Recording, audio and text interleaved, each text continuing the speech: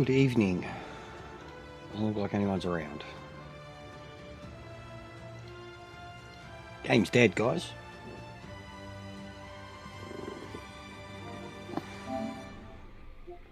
What can we do with a dead game? We could stop playing it. That's really bad. I let the guys in the group know too that I was putting the lobby up. I guess Gran Turismo is more important. Disappointing.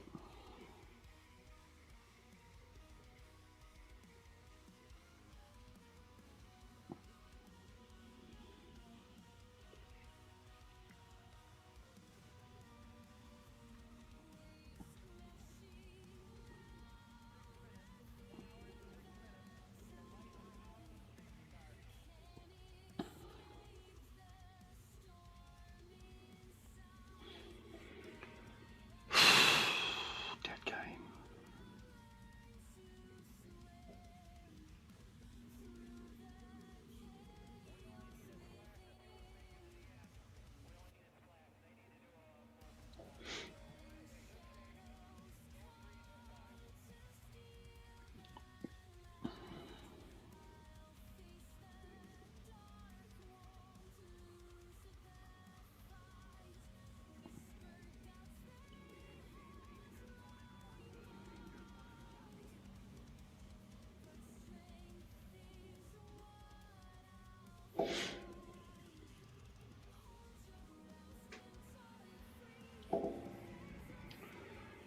Alright.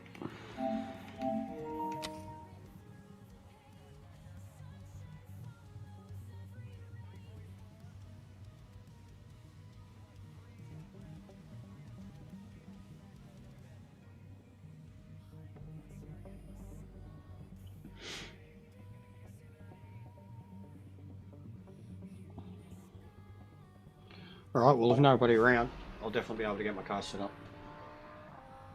That's a bonus. I'm gonna waste my time. I get sweaty.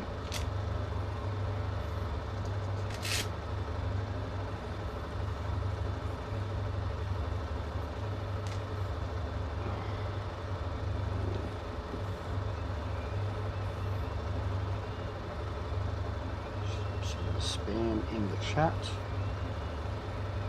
Do the plugs.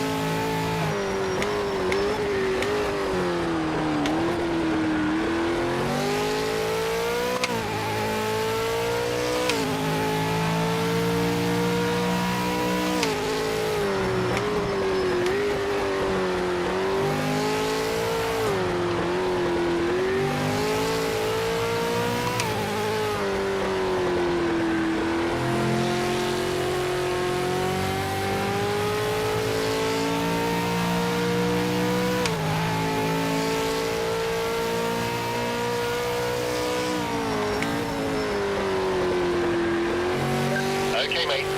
Full set.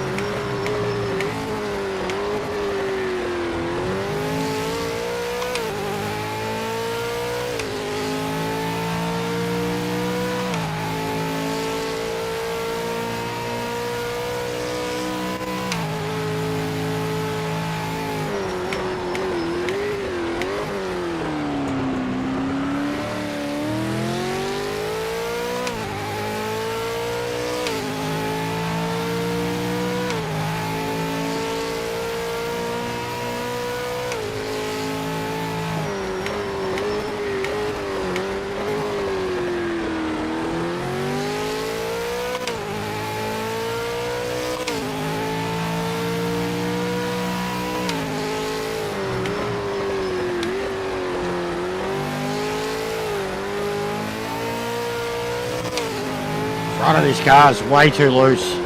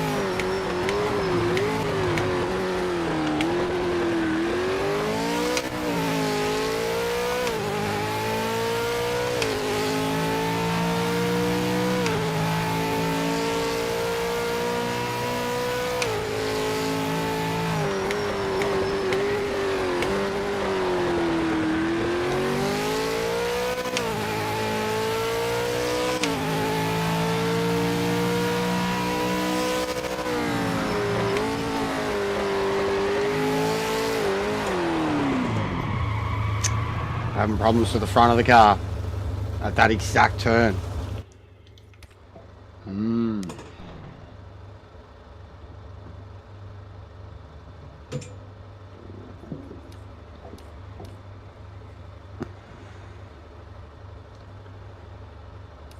It's definitely roll bar related.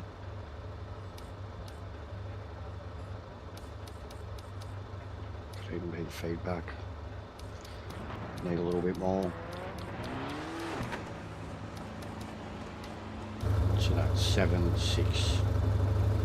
As soon as I turned it up, it went around.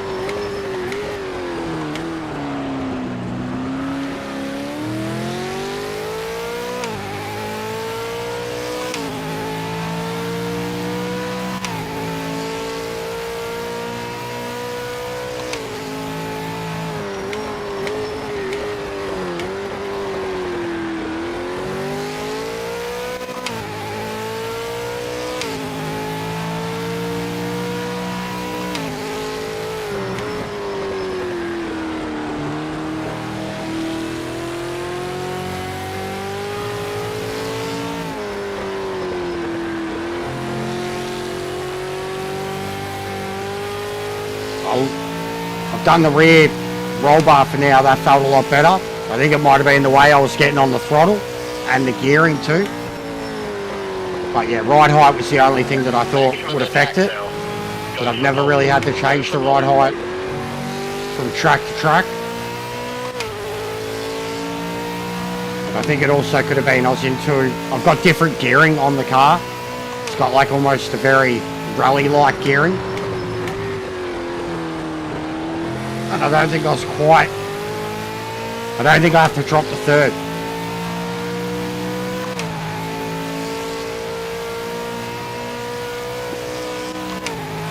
But all I've done is increase the rear roll bar.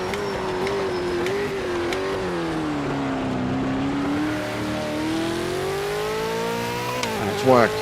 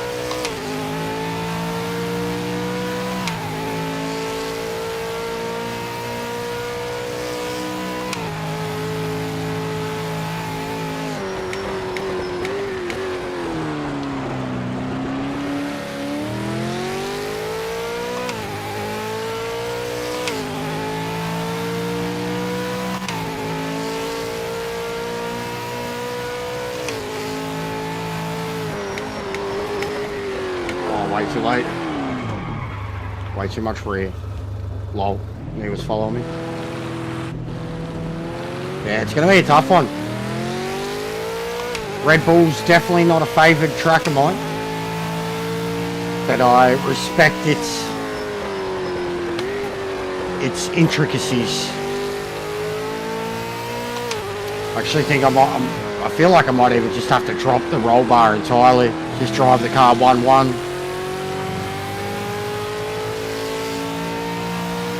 I've had it very stiff for the last few weeks.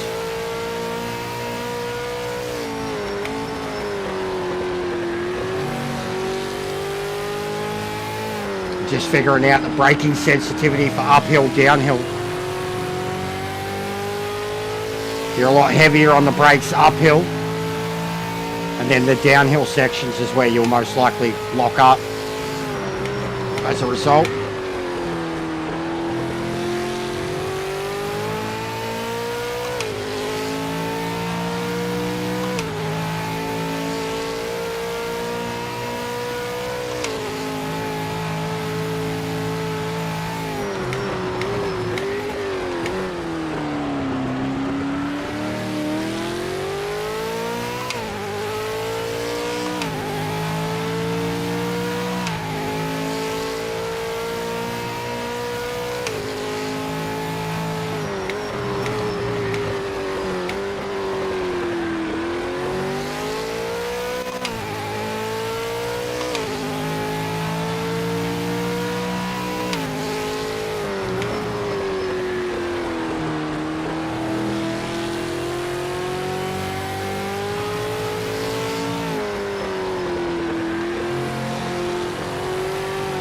No chance. Got to sort these tyres out too. It's too hot. If this is summer I've got to find out what settings he's doing actually. If I can. Because the last few times we've tried to set the tyres up to whatever he's like told us we're doing, then it's been a different setting altogether.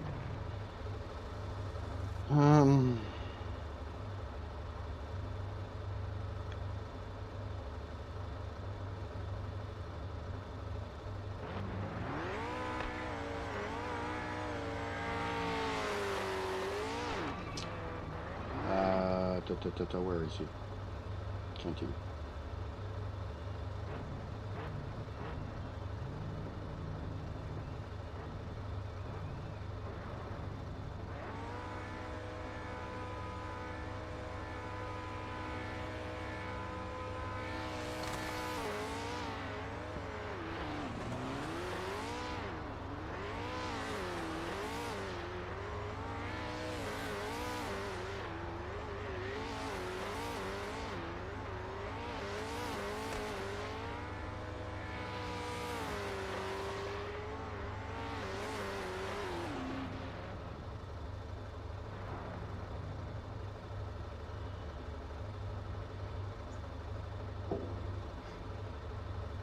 Trying to find out what he's doing for the weather.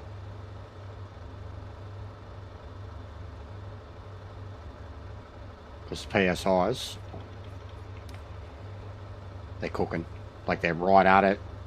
As soon as I try to put throttle, basically too much throttle into it, they're overheating. So I think I got to drop them a little each. Check flag this lap. End of session. That's pole position. Great job out there today, mate. And that's still tyres set up for Solder.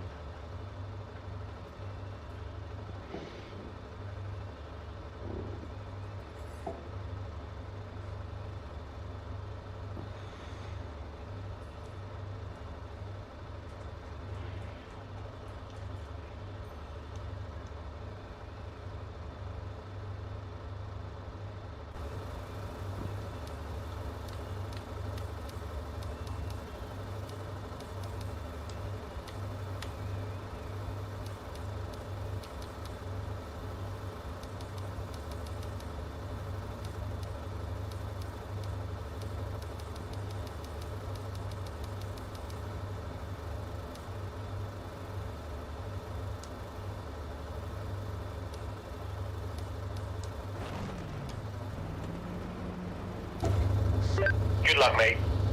You can win this.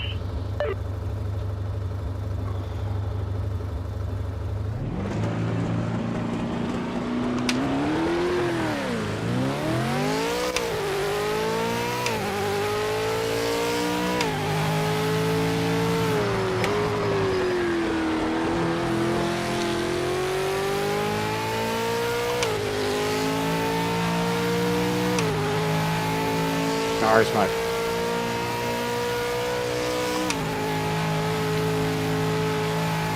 I'll do this a few times if any of the guys actually show up, but elsewise I'll just do whatever lobbies row or we'll go to ranked.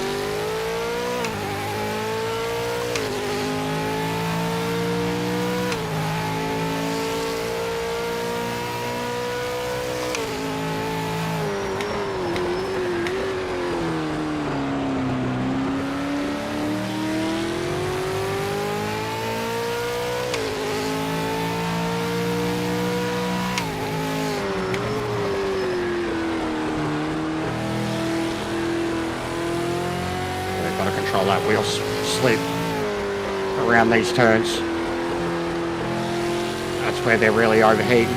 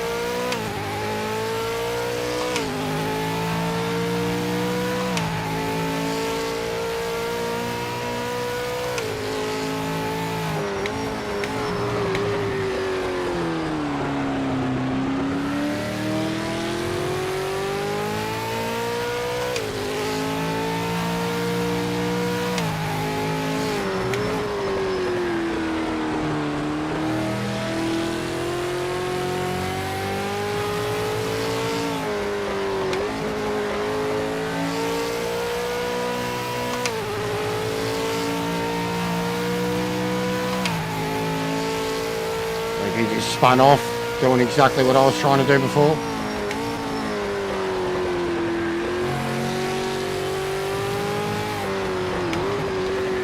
That sucks, bro. I'd hate that.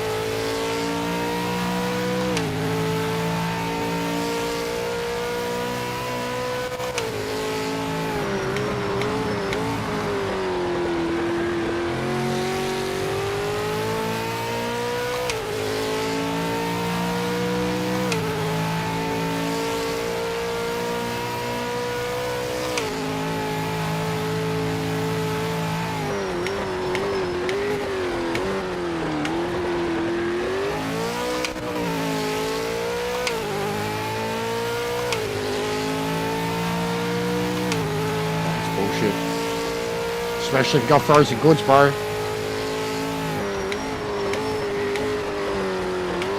I can't imagine how much that shit's affected you, like over the long run. I remember seeing it a lot with the Yarraville one. Like, because I'm in the West, we've seen a lot of, you know, those residents complaining about when the tunnelling was getting done there. And it was a, you know, 3-4 year process.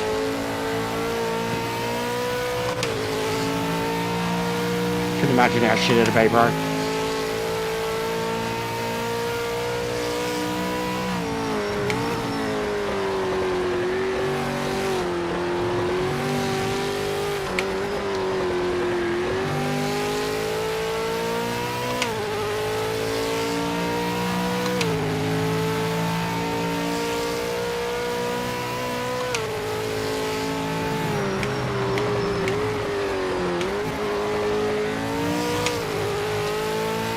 End up getting penalties. Can't get this turn one right.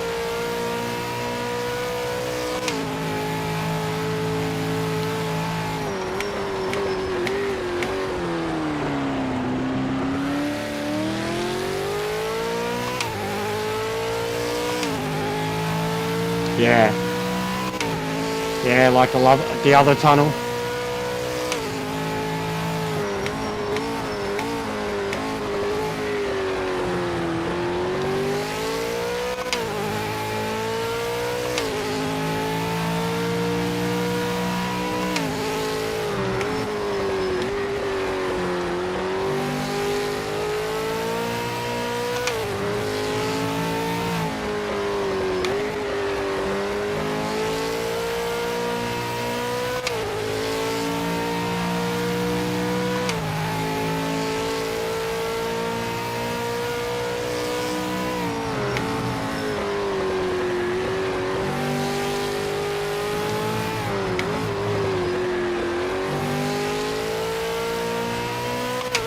So 29s are on the board.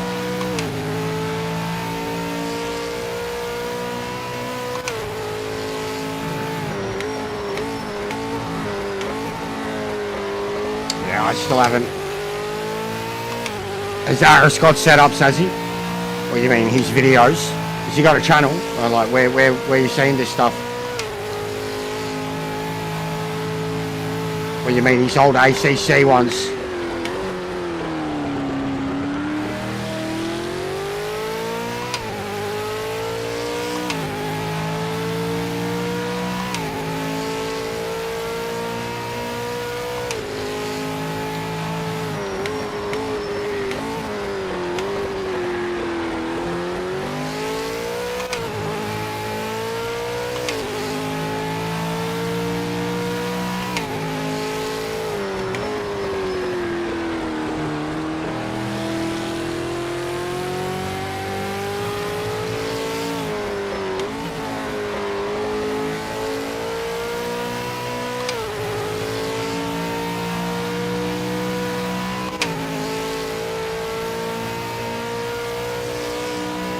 No, he's mate.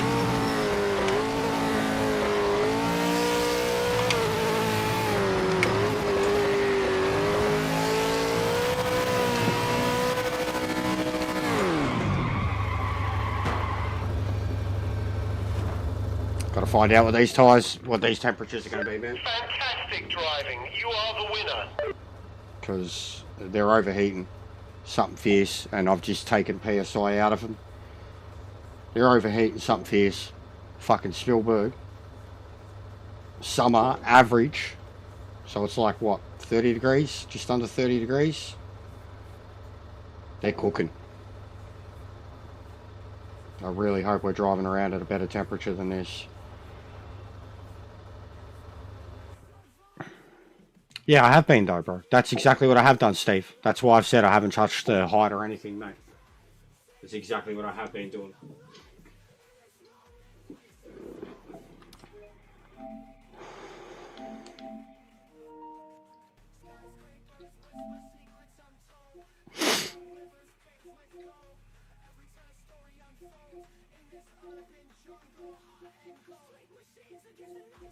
It's fucking dead, guys. This game is so fucking dead.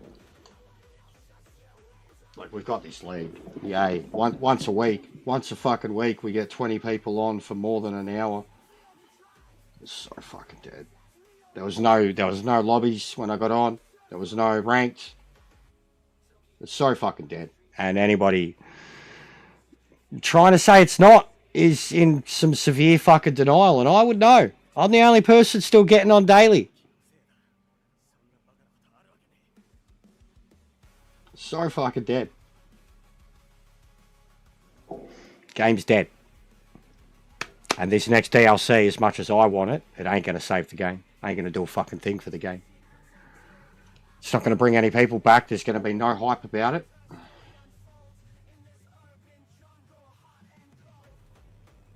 It's really bad. Really, really bad. It's dead in the morning. It's dead in the evenings. It's active for like 4 hours of the day. If you're European.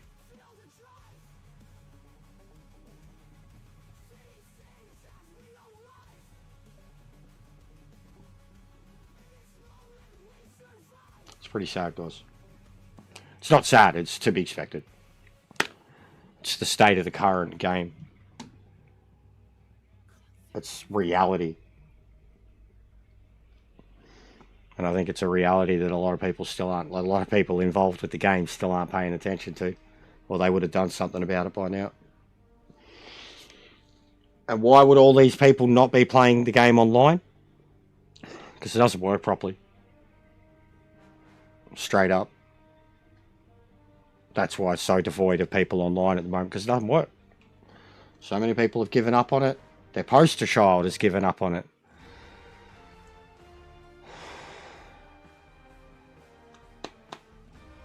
Waiting to get better.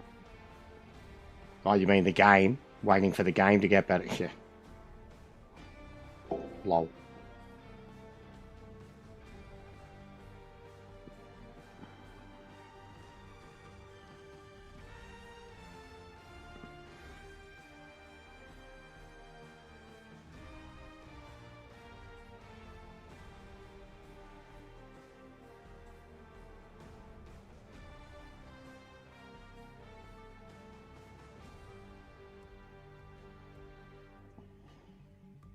It's been 203 days. 203 days.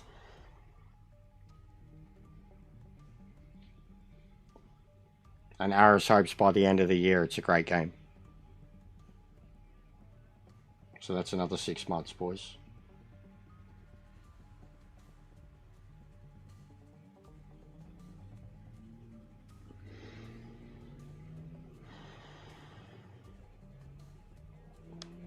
Well, I might just load up a lobby with the AI then. Because I'm not hearing from Kenty about the weather. I'm not hearing from any of them about actually racing.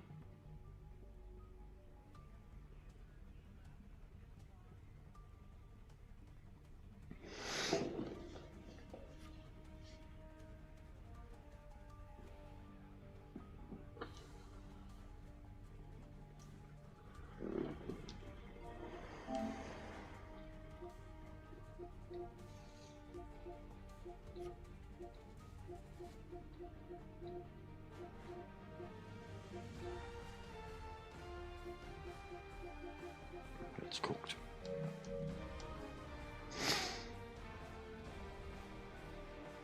Yeah, and apparently he said it'd be too hard to implement, bro. I got to go watch the interview. Apparently some things were said. The Traxian interview. Apparently he said it won't get implemented, or it's too hard to implement, or something like that. And like, think about it. ACC didn't have one, but it had a safety rating system that applied to both drivers who made contact. So maybe it means that that's all I can think of straight away. That's what it means. Is we're getting an ACC style penalty system, because we're not getting a penalty system.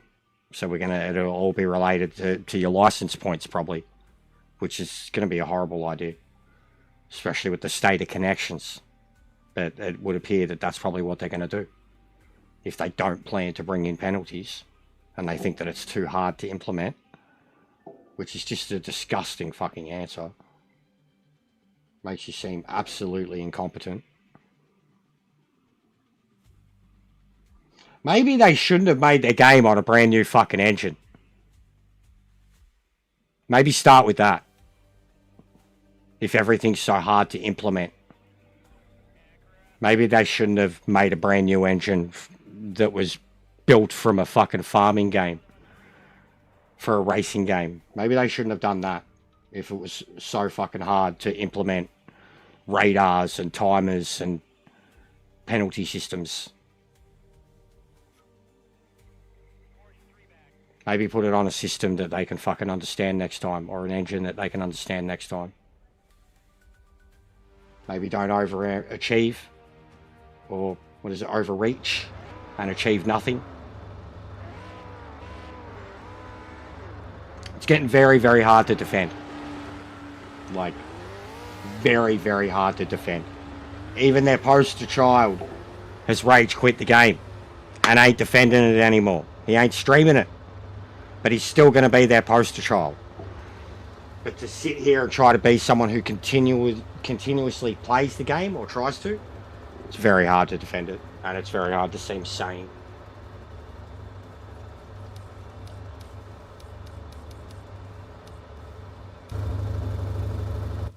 So we got 6-6.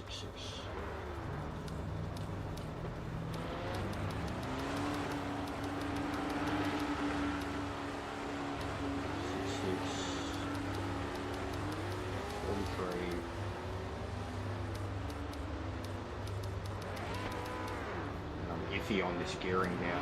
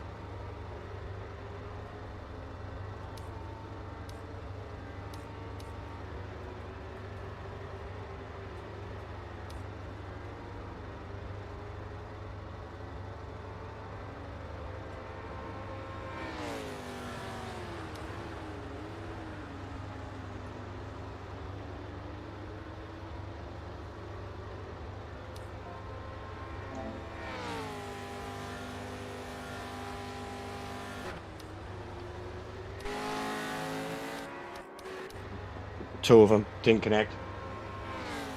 Two Aussies.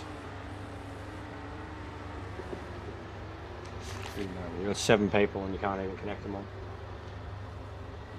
It's just a shit show. And I wish there was an answer.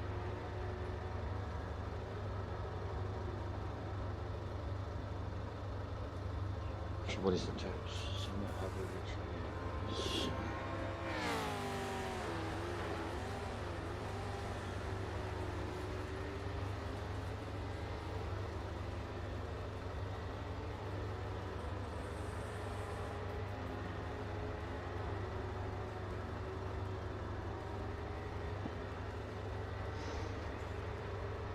Yeah, I know. I agree, mate. And like, you've seen how hard I should have been Division 1 the longest time ago.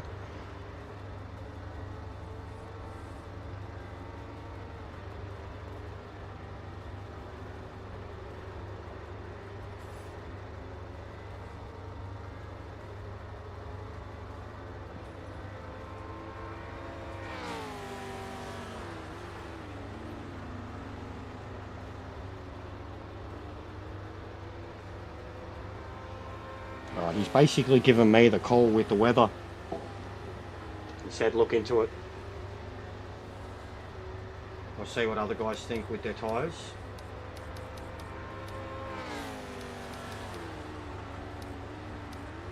He said whatever I think's best. Because I was suggesting autumn just because it looks really cool. And we will try it after this. You got half a lap, then DQ'd. Fucking hell, mate. That's fucked. Like, this shit, bro. This is what I mean. Like, we got fuck all of us on the game. PMR or ACs. Bro, I love ACC. I love it, but it's very boring now. Like, this game, for me, is the future. Like, I've spoken a lot about ACC. I love ACC. Until this game, ACC was the best feeling sim racer I ever had on a console. But it's just boring, bro. I'm not a GT3 fan. Like, I hate how on this game, there's just over-reliance on GT3s and GT4s, and I kind of think that's what was the downfall of this game. But, like, car selection alone, this game. Track selection alone, probably this game. There's no player base, no. No, there's no player base. Truthfully, there is no player base. There's a console player base, but they don't give a fuck about us. Like, if you're a PC player, don't bother. Truthfully. If you have other options on PC, go play them. LMU, iRacing, Race Room, AMS, go play them. They work. Ish. This has like 22 people at best playing on computer. There's no PC fan base for it. The PC people are probably the ones who hate it the most. GT, yeah, then get it. Then get it. Yes, that's why I have it. That's why I have it and why I haven't stopped playing it. Yes, get it.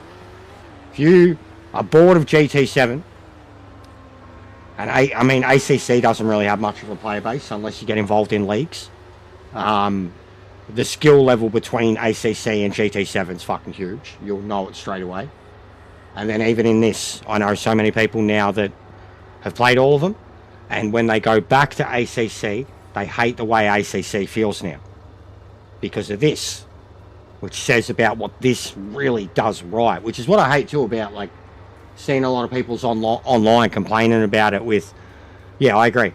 Complaining about the default settings of the game and the default not being good enough. And that we've all got these different wheels and pedals and fucking controllers and PlayStations and Xbox and PCs, and they expect default to work across the board, and they refuse to make changes, make the necessary changes. Like, I'm sure when they jumped on ACC, they had to make a shitload of fucking changes to their wheel setup. I know I did, just with the old 923.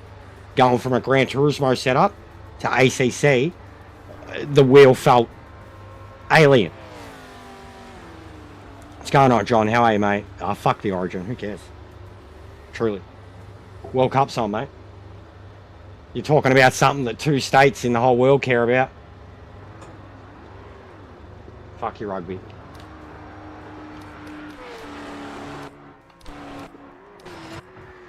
Where is it? Is it down here? Is it in Melbourne? Or is that like only fucking game 3 or whatever?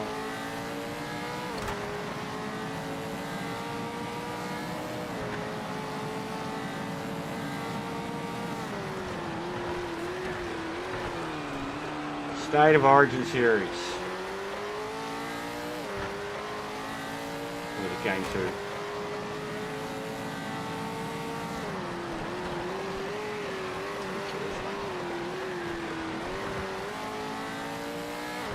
Only 2 states, mate.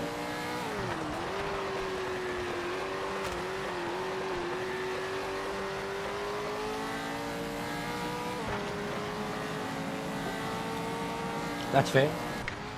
That's fair. Still the world sport. Still the world sport, mate, no matter what. And I truthfully...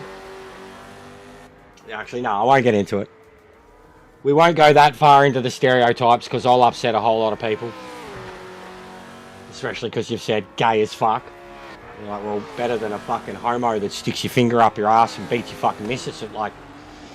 Because rugby, meatheads, they're a whole bunch of stereotypes too. They're a whole bunch of stereotypes. We ain't one fucking brain cell, but I got more brain cells than the whole NRL combined. And that says a lot. People are leaving because the multiplayer's fucked. People are leaving because the multiplayer's fucked. Straight up. The people like that don't stream the game anymore, that haven't bothered to stream the game anymore. Not the people that do their little pieces here and there and can't beat the game on 100% and can't get the car film right on default. Not them. The streamers, the ones that have slowly stopped streaming it every day, it's the multiplayer. Because it doesn't work. It's so inconsistent. It's so unreliable. The disconnects. But the multiplayer, the poor standard of driving, the lack of penalties, the incredibly redundant and inconsistent damage system. Like literally seeing what happened to EJ the other day. Like seeing his reaction to it, I had to laugh because like it's happened to me 100 times. Granted, I've reacted like that nearly every time. But it's happened to me 100 times and it's been happening for 3 months where they drive through you and completely destroy your car and then you go to drive through them and you mesh through them and 180 out the other side. You can't even retaliate. And yet they obliterate you. They drive through you like you're not there. Completely destroy your car and then you hit them at 200 km an hour in a braking zone and it does nothing. Does nothing. So you're like, well, why did I get damaged in the first place? Like, try and explain it. Try and understand it. How that can work. How someone can obliterate you and wreck you, but you can't retaliate. I like setups, bro. Don't worry. I'm seeing a lot of negativity. Like, I'm seeing a lot of people get a lot of clicks because they're... I mean, I should probably do a video about it, maybe. I don't know how to go about doing the setups, but I know how to go about driving off of a feeling. Too many people expected this game, as I just said, about the default thing. They expect the game to work at default. They expect the game settings to work. They expect their wheel settings to work. They expect it to work at default. And everybody's operating different equipment on a different system. Another one just DC'd.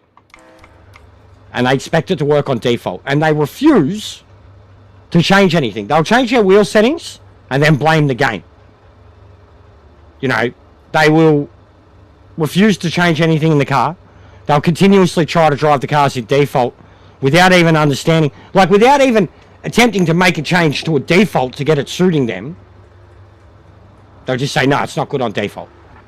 So how's any, like, and I'm sick of it. Like, it's not that fucking sim. And if we make it that type of sim, I give up. I'll stop. The more they make it like Gran Turismo, the more accessible, and the more those people start getting their way, I'm just going to stop playing. Truly. It was never built as a casual sim. At all.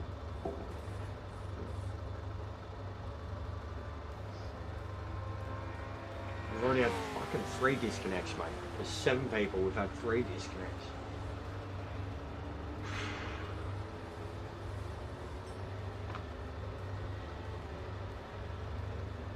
And yeah, I can't see them.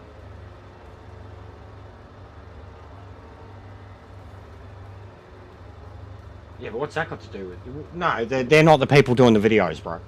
The kids aren't the ones doing the videos. There's a kid doing the videos. I'd probably insult and say his kid, he sounds young. Sounds like he's fucking 12. He's probably like 21.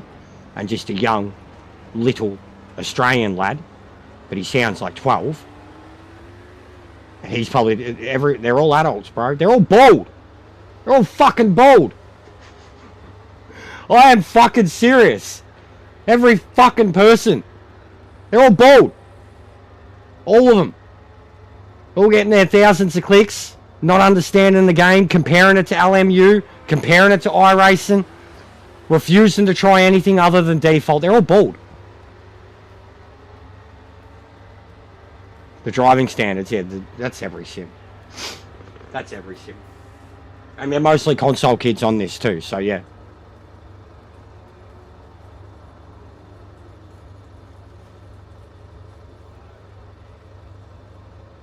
With what player base, mate?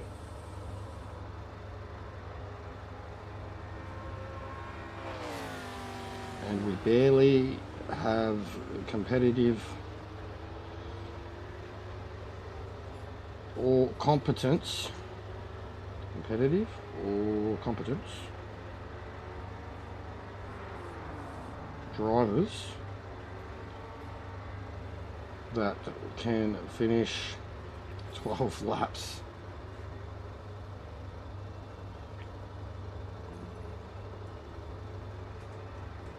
Ah, mate, I'm stressed. I got long hair. It's all going great.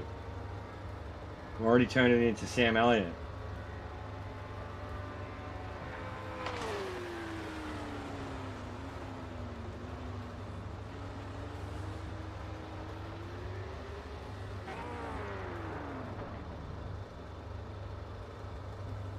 That's my goal, mate. Unfortunately, there's no time on the Sam board. Elliott. We'll start from the Already, back. I'm fucking You will need to get your getting elbows lazy out. with the shaving, man. Give me 1 month more without shaving, and I could be rocking the full. I look filthy on me. Been a while since I've grown a full beard.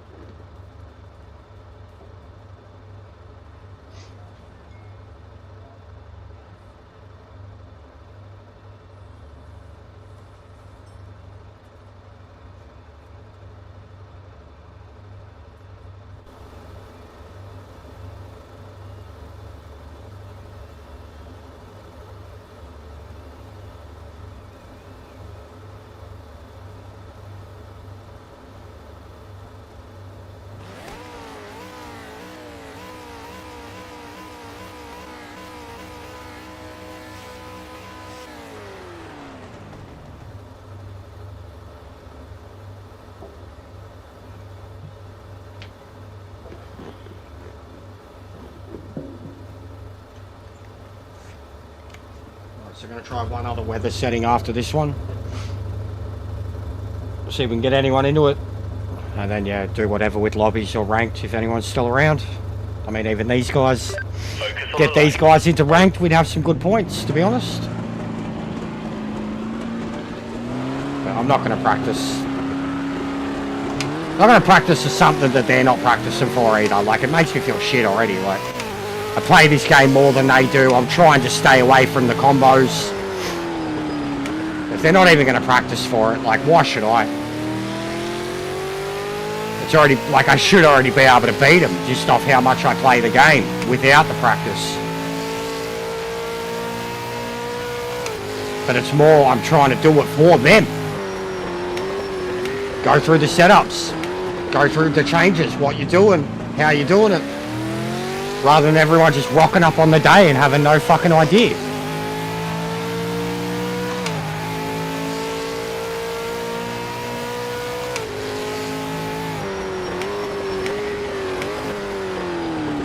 Watch out, Mr. Italian.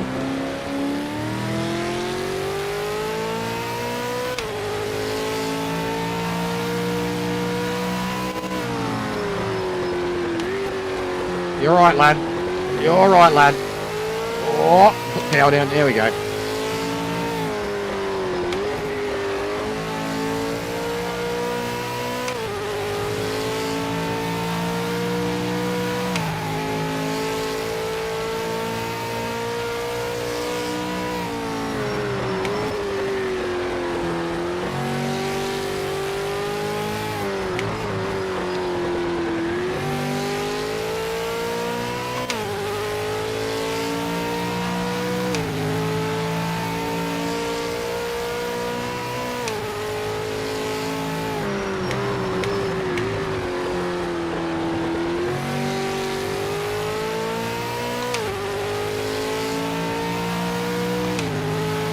There's not even draft in the game. Confirmed. Like, I already knew it. And there's people that when you come out of a hairpin, they still try to get it. They swerve all over the place, trying to keep you out of a non-existent draft. There's no drafting in the game, guys. It's a racing game that doesn't have drafting.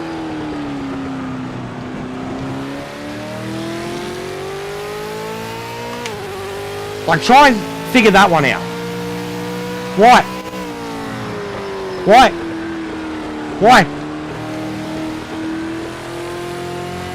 Racing game without a radar, racing game without penalties, racing game without drafting. Okay.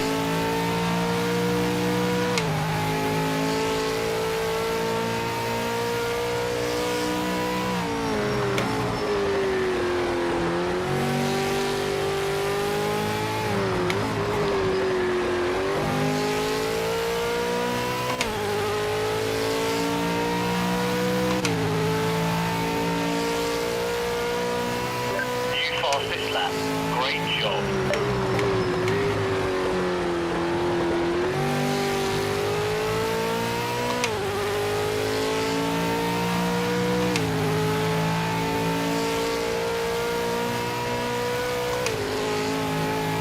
Temps are definitely better now.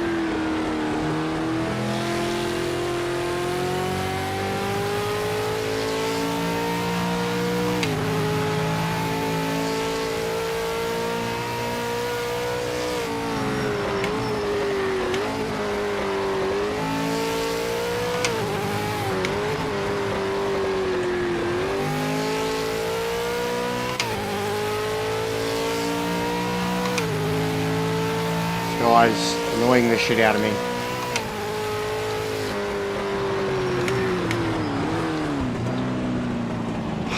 Fuck's sake, man. You can't, that's the thing with these connections too. You just don't even attempt to try and race someone that doesn't have a good connection. You can't. Your car will end up inside theirs, you'll end up with damage, and they won't even know you're there.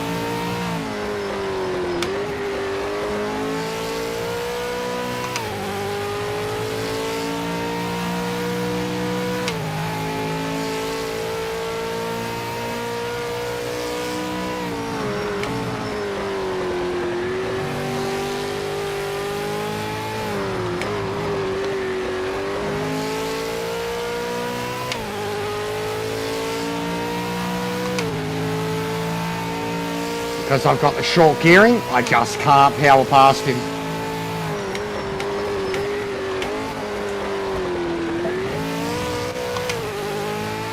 And he just turned in. You've seen the bits go flying. And then he quits instantly. That's this player base. That's this, especially the Europeans. Especially the Europeans. That's this player base. They don't account for where you are, they go straight through you, they fuck up and they quit. The ones that get connected to the race. That is. Like ranked, man. The amount of ranked races you do. Half a dozen, well, over half a dozen people quit. You know, you'll have a dozen to 20 people and you end the race and there's half a dozen DQs that have 2-3 laps completed. 1 lap, 0 laps completed. It's a 10-lap race. How did those people play a game like this? How do they get on a game like this with that mentality, being that weak? Like even the fact, alright, damage, we've got damage, but you can pit and fix the damage and continue racing. Impressive stuff, mate. That's the fastest lap of anyone. And still get a podium and get the fastest lap. But they all think they're going to win the race in the first lap, first turn, first moment that they're battling someone. Like that dude was clearly holding me back. And I just went for it and he wrecked himself and then quit straight away.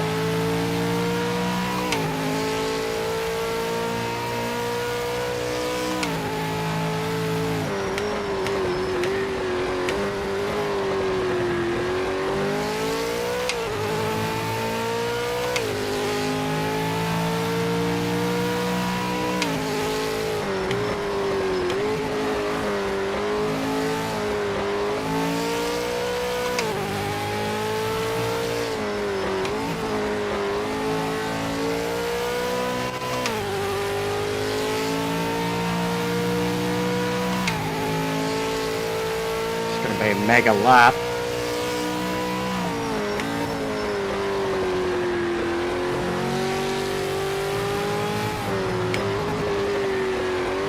Mega lap.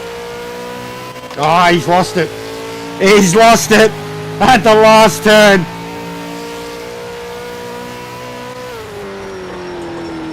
Another lap that's 1 second faster. T1, top job. The sponsors will be very happy with that.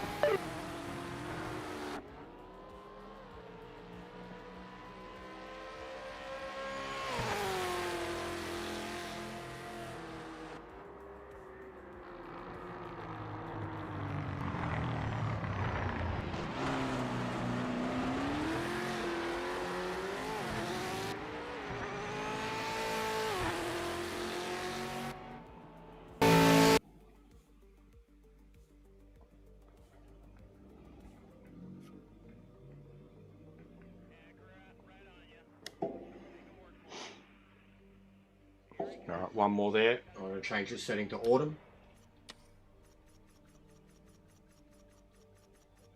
Autumn and warm. See if there's a difference between temps.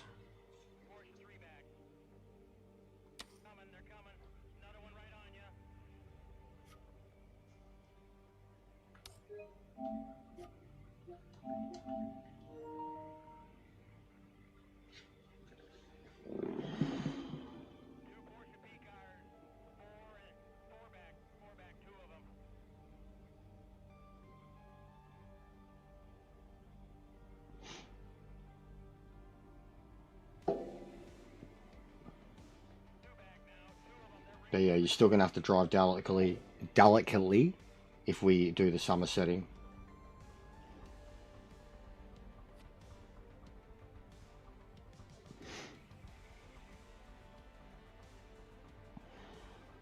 Is there anyone else around that feels like doing this? You don't have to be a part of the series. This is just open lobby.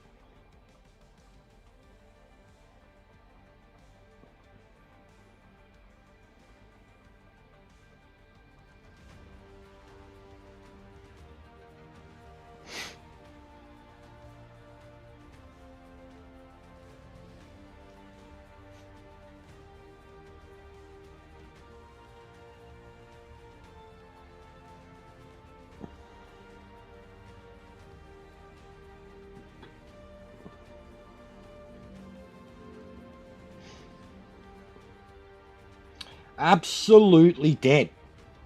YouTube, that is. The game too, but YouTube.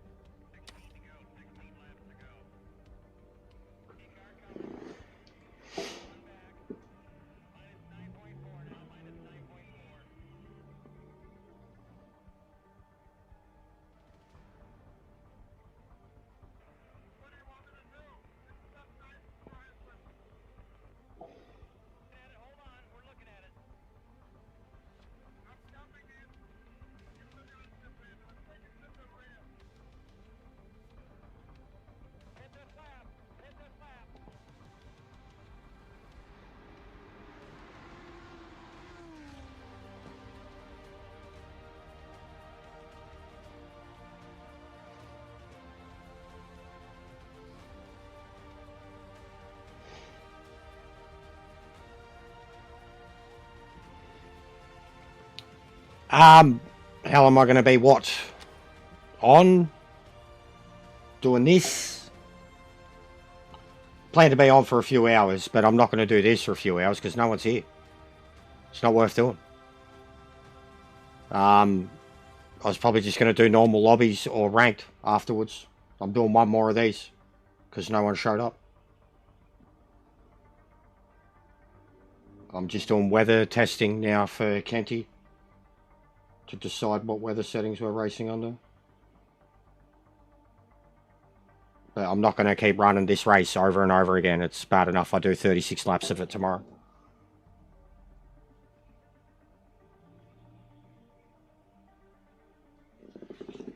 PMR, yeah, I'll be here for a few hours. It's evening stream. I only just got on. Been on an hour. 3 hours at least, I hope, but it's fucking dead. There's no point streaming a game to no audience when no one's playing too. Like, it's one or the other, you know. You can stream to no audience, but if you got people playing, you don't care. Or if you're playing with nobody, but you stream it to an audience, you don't care. Can't be both at the same time.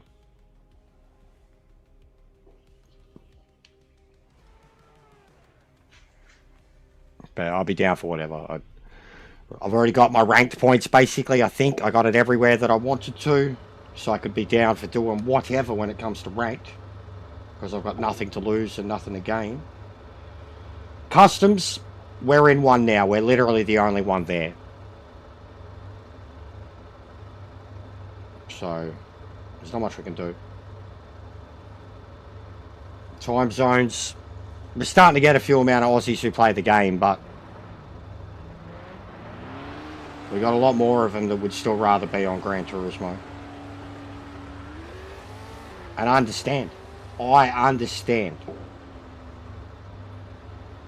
But my arms like a workout when I'm racing.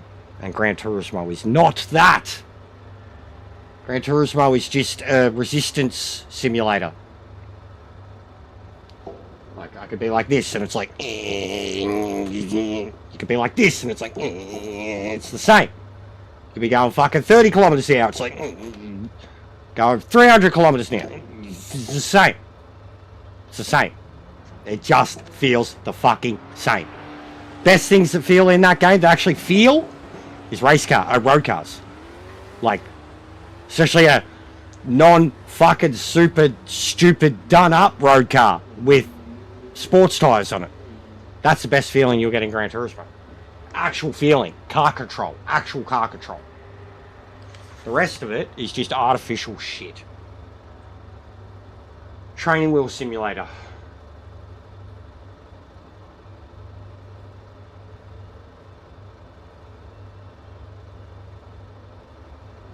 I can't do it anymore. Like, even my mates that still play it, I literally can barely even bring myself to watching it anymore. Like, truly. Even last week, they had a mad, the Le Mans race last week. The Nations race. Probably one of my favourite races that they ever do. Massive proper endurance race, like 17 laps or something. Le Mans. Group 1 cars. With weather. I didn't even look at it. Didn't care. Like, even just seeing it. You see that even, like, one of my best mates, one of the best players in Australia. He's like a top 5, top 10 driver in Australia. He always uses ASM. Very good driver. But he always uses ASM. And every time, like, I see that red. And it's like, that's such a Gran Turismo thing too. Like, even top split at that level. They just don't care. They want to drive, like, they want every car to feel the same. All the time. And if anything doesn't feel the same, it's a shit car. Like,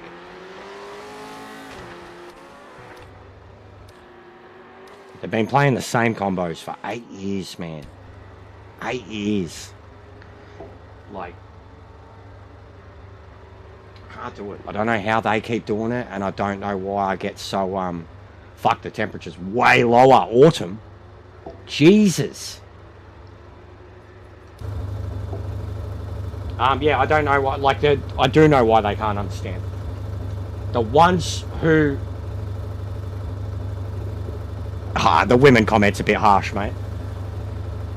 Women comment's a bit harsh. There's plenty of great female sim racers out there, but I know what you mean.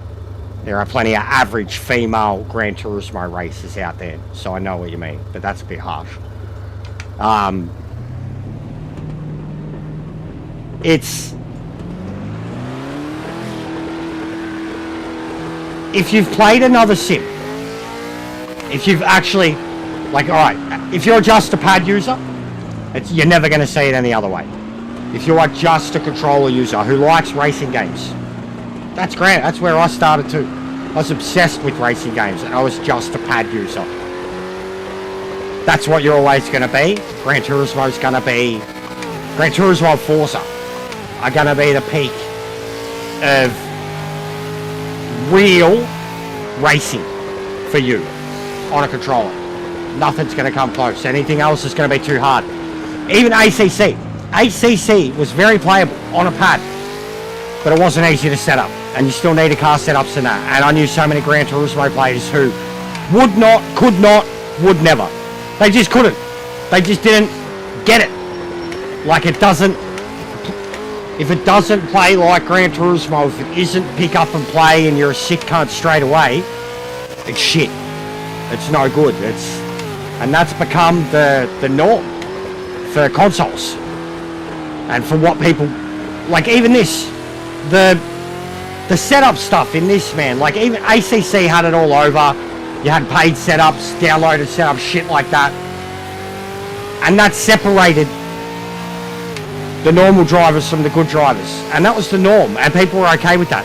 This game's more setup heavy than ACC, and I would say that the setup stuff in this is way more important to understand, to learn, to play with, and everybody refuses to.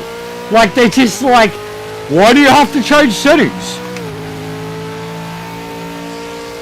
Why doesn't every car feel exactly the same? Why do I have to have different settings? Like, they're answering their own question. They don't want anything to feel differently.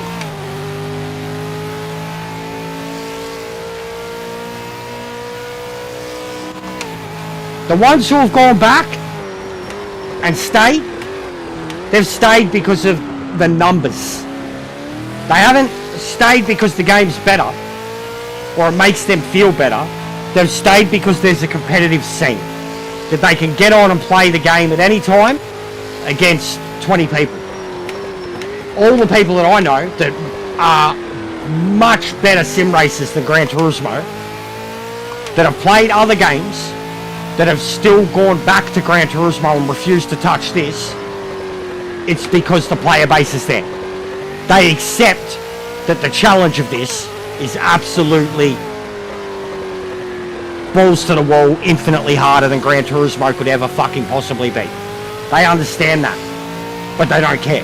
They want numbers. They want to race 20 people all the time. They want leagues. They don't care if it's the same stuff they've been doing for 10 fucking years. They just want to race people. And this game is a ghost town. So I get it.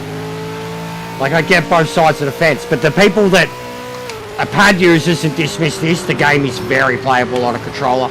I'd actually say it's very generous on a controller with the built-in assist. The wheel users that have only played Gran Turismo would say this is shit. They have no right to fucking breathe an opinion when it comes to sim racing. If they come from Gran Turismo and they've only played Gran Turismo and they play this and refuse to change a thing or make and comment on it like they know what the fuck they're talking about, they shouldn't have a right to fucking breathe. That's how stupid they are and how stupid anybody is that actually listens to their shitty fucking opinion. People that are puffing it up saying it's the best thing in the world because it looks good on their individual PC or because they can host a lobby that everyone connects to, they're fuckwits too. They've got their head in the sand and they're denying all plausibility when it comes to any of the problems.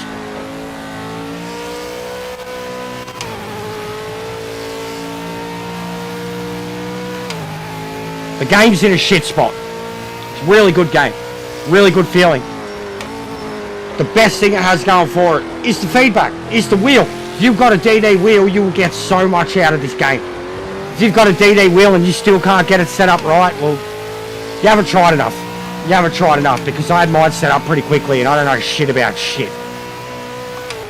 And I've been through 75 fucking update changes, overhauls, physics, force feedback, suspension, brakes, everything, and every time I barely made a change. Barely made a change to my wheel settings, to the game settings. Car settings, yes. Massive changes. It gets frustrating. It gets frustrating every single fucking time they release a new update that they say your setups are now redundant.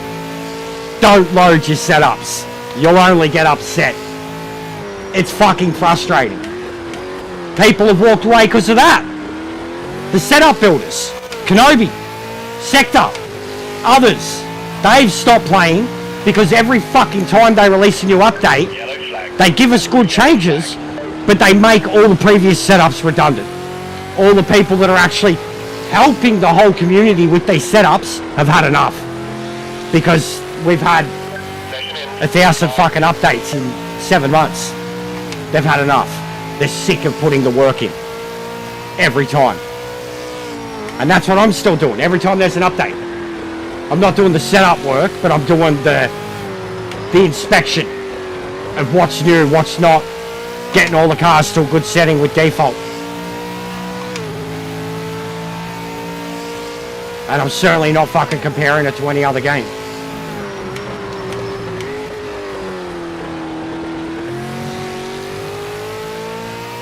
Because that would be redundant. Well, why would you be playing this? Why would you not be playing the other game?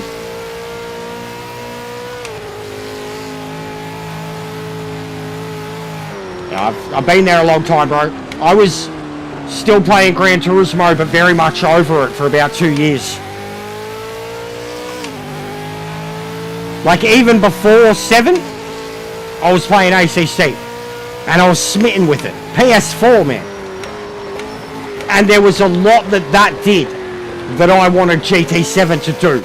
And I was like, if GT7 doesn't do these things, it's failed. And it still hasn't done half of what ACC does when it comes to actual driving and feeling of a car. Still hasn't done half the things it's done. Still has the most redundant, ridiculous, over-exaggerated tyre wear and fuel multiplier in the history of video games. Like, Kaz is the only person in the world that thinks that sprint racing is the only form of racing that exists.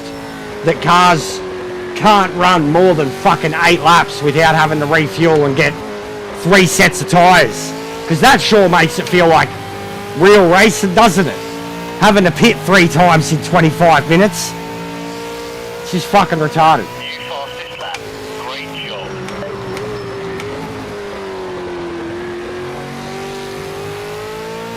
Oh, whoa. And the force feedback in it. The last time I played it, when I basically quit, and the reason I quit was the force feedback. I'd had a DD 3 or 4 months.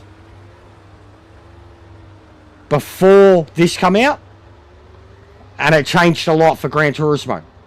A lot of force feedback. All right, can I handle this, etc. It was more load cells that were hard to get used to. Then this came out. Whole new world, whole different feeling, like being back on ACC. And then I was still playing Gran Turismo. I'd still get back on weekly for the Nations GTWS races. And I'd still do okay. But I'd complain. I'd be miserable the whole time. Doesn't feel good. The last thing I did was the F3500 Spa. In the wet, or dry wet race. So, inters and slicks. And the force feedback alone, how it felt, low speed, high speed, everything felt the fucking same. Just a crazy, stupid level of resistance, no matter what I did. There was no, like, my wheel was, like, cranked up all the time. For no reason. You sit at the line, it's like, it made me realise that's the way the force feedback's always been in that game. Like, even having the G923, everything was cranked. Everything was vibration 150, 1010, turned up to the max. And then on the DD, it was like when you're actually feeling the Newton meters, once you start to feel it in a real game where it's doing something, low range, mid range, high range, low speed, high speed, bumps, when it's actually doing something, then in Gran Turismo, it's like, the fuck is this? What is this? Where's the curbs? Where's the tyre squeal? Where's everything? Where's the feeling for everything? It's just constant feeling for the sake of feeling. Like, and that's just the feedback.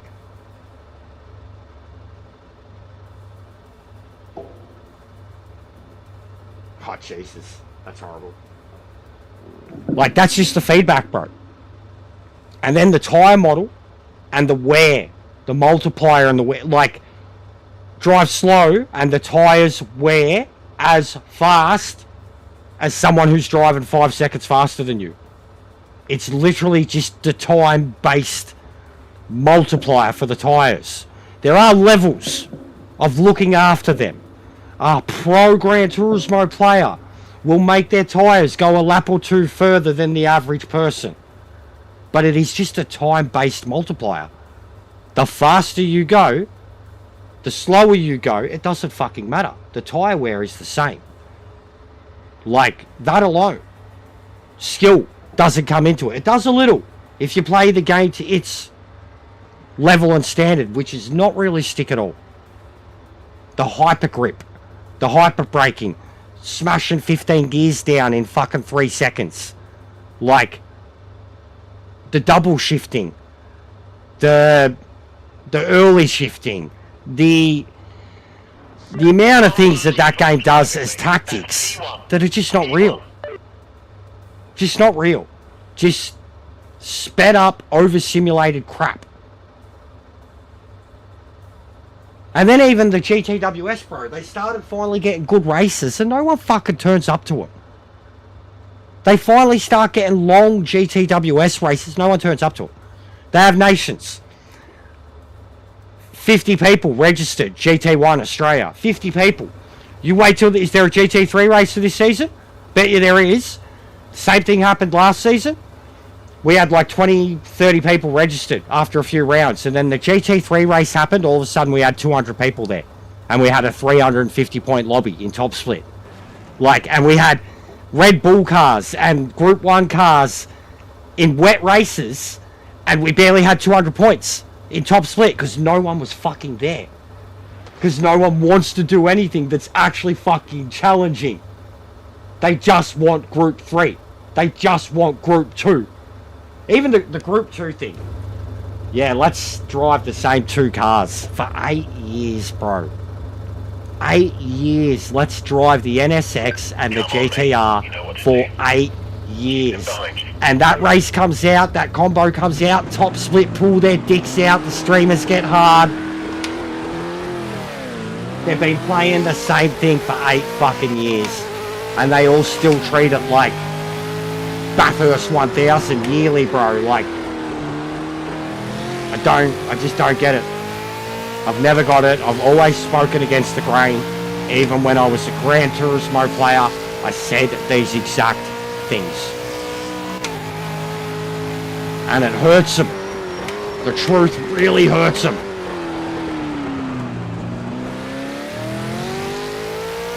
I had people say I quit Gran Turismo because I wasn't good enough. Yep, that's exactly why.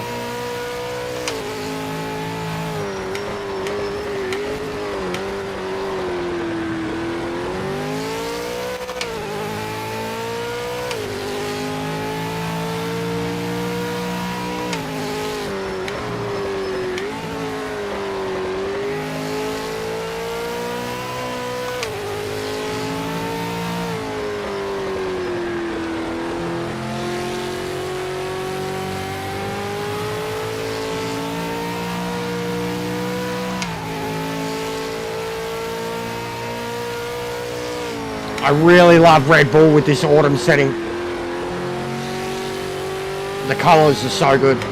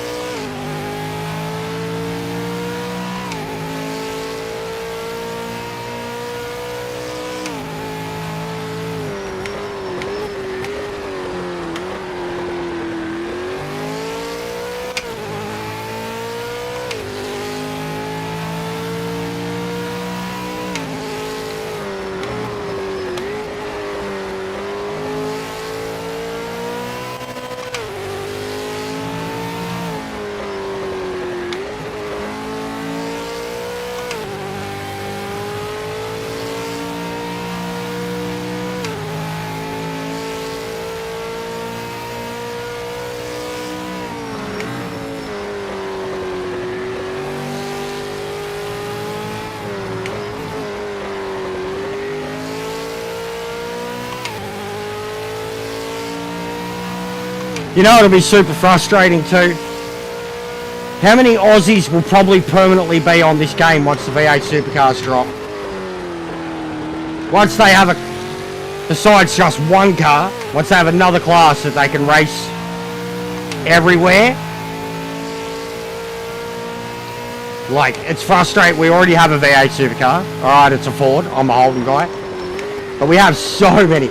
Like, we got the GTOs. Fuck the V8 supercars. There you go. I said it. I said it. Fuck the V8 supercars. We have GTOs.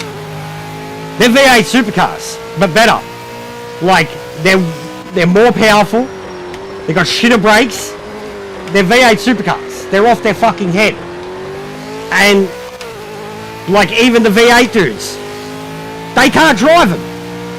But it's the same. Like I've played they drive the same. You got to overdrive them. You got to be really controlled of the front end. Got to be really controlled of the rear end. They don't do anything for you. You got to do it all. And nobody wants to use them. And then the V8's so popular. They drive exactly the same. And they're probably like the V8 I get bored of because of the reliance on it. The GTOs, they're fucking incredible. Like it's such an exciting class to race.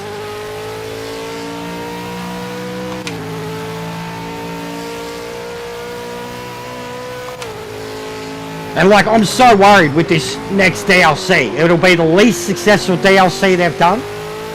And like there'll be the inevitable people will say like it's going to be like a Gran Turismo update where people are like, yeah, but where's the race cars?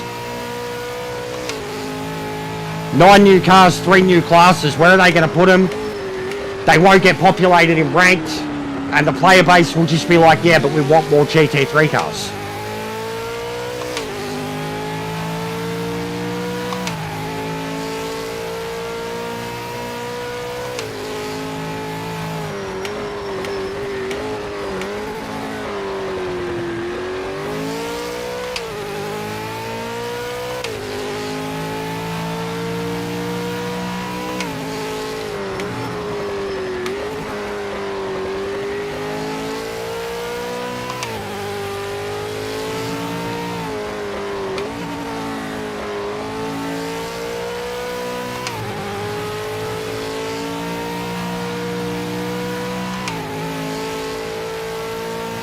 Well, I'm pretty content with my pace of this.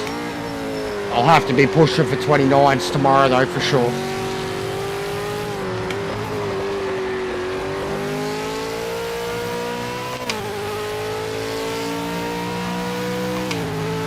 But the car does feel a lot better now.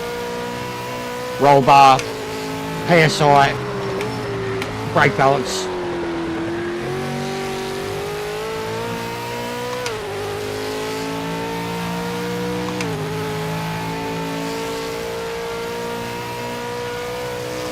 I'm more keen for next week, Monza. I might even load that up after this, because I have been enjoying it.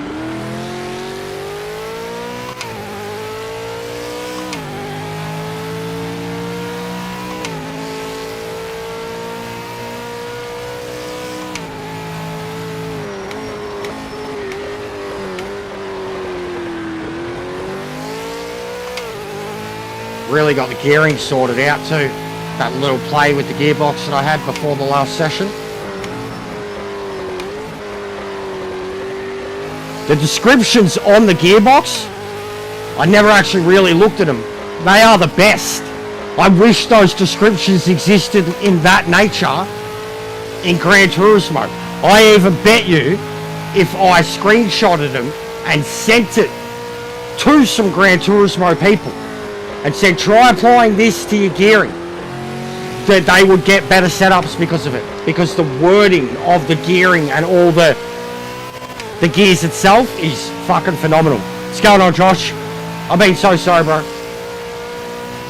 Okay, mate. Trying to keep busy. You can head down and let's get this race won. Going slightly insane.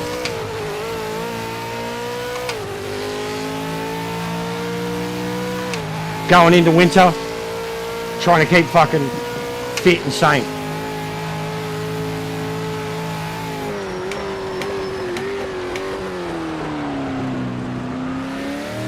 It's horrible.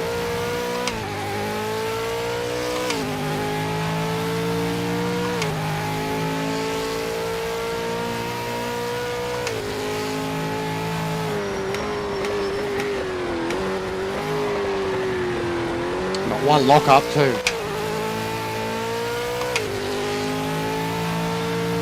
Definitely think this is my setup.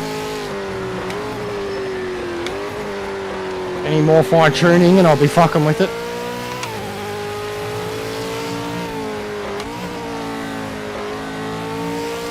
Like there, just that. I couldn't touch that curb and get on the power. They're over rotating the car. I think the gearing changed because I was saying it feels like I'm having problems with the gearing, high revving. And then the roll bar. I didn't change the feedback at all either. I thought I might have to do feedback. Increase curbs.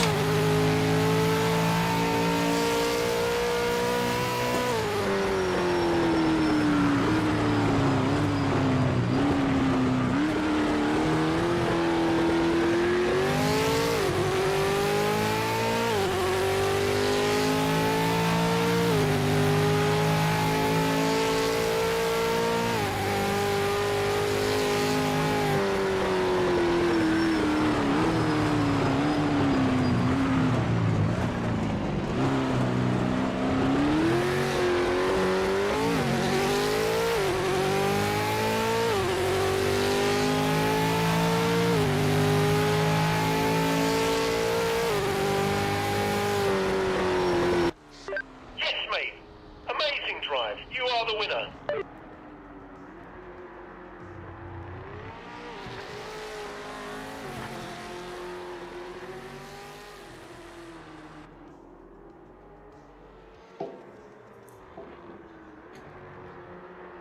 Right. Put one at Monza. See if we can get a few more in, and then after that I'll do whatever. If it doesn't get people in for a customs, I'll just go do some ranked because it'll actually start to fill up in the evenings. The Europeans. It's only 6:30.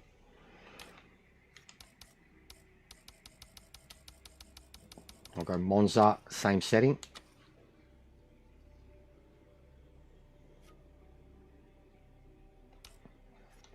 But I'll turn quality down to 10.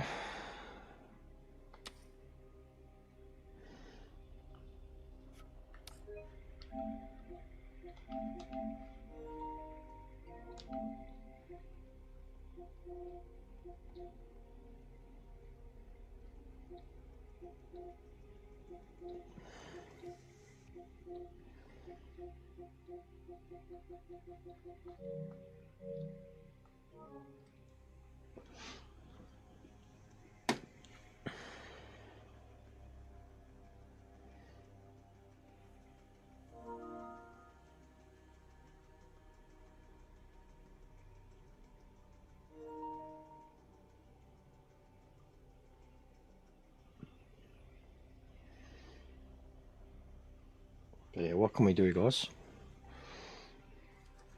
Ghost town. Literal ghost town. Alright, do you want to see if anything's in ranked Titan? I mean, what? There's literally, look at it. See? You know, someone's got a San Marino GT. Look out. Someone's doing San Marino practice, so they're probably practicing for the same thing.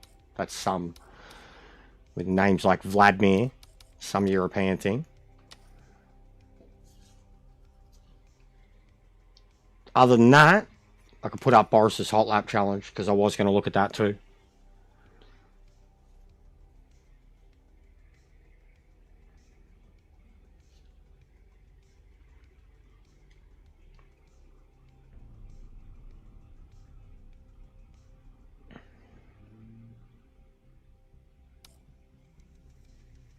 And there's no one there. Alright, I'll put up one for the hot lap. Dead, guys. Do not resuscitate.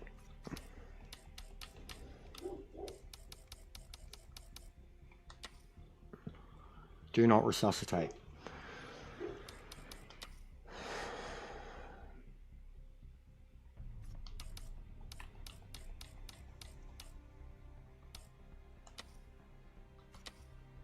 Alright. Make that 15. Might as well make it a lap, a race 2. It's more about the actual practice, summer, average. Done. 1 make.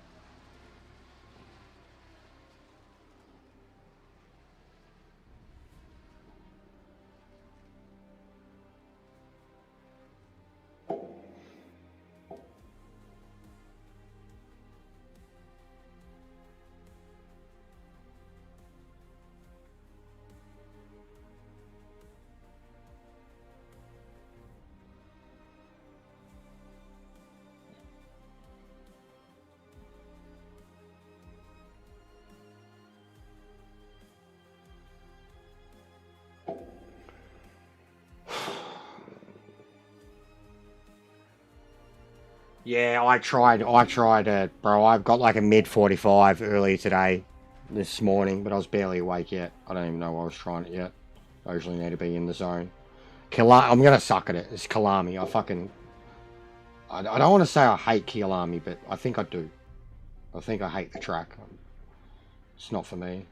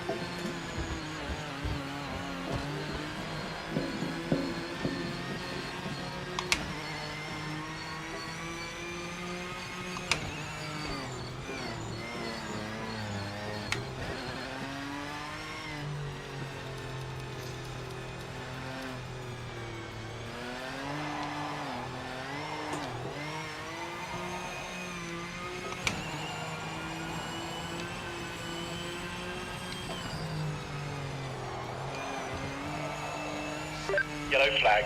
Be careful.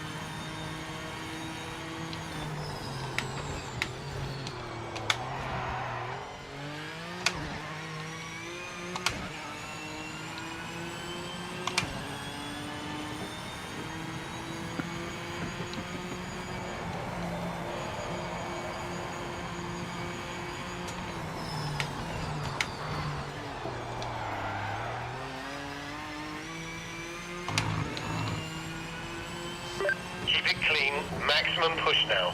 Grab this pole position.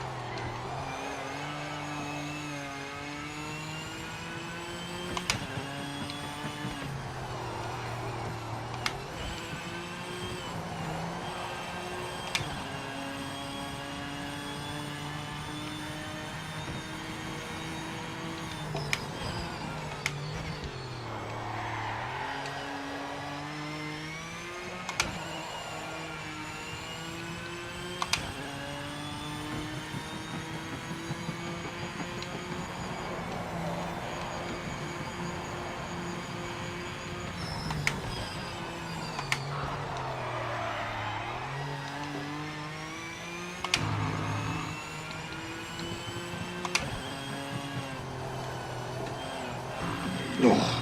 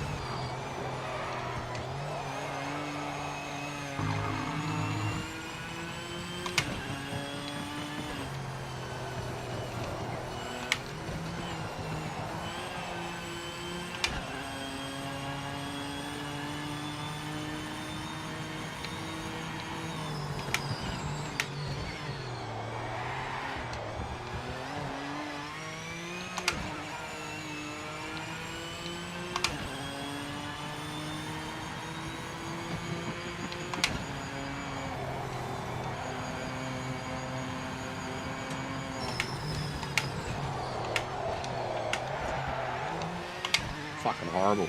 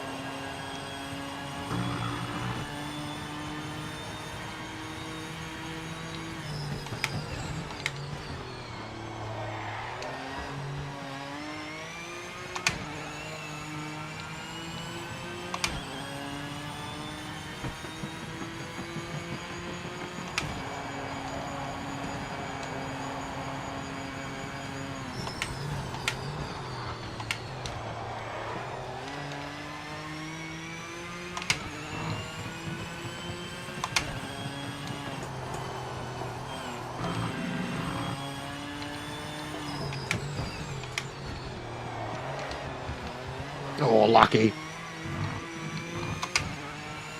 So lucky.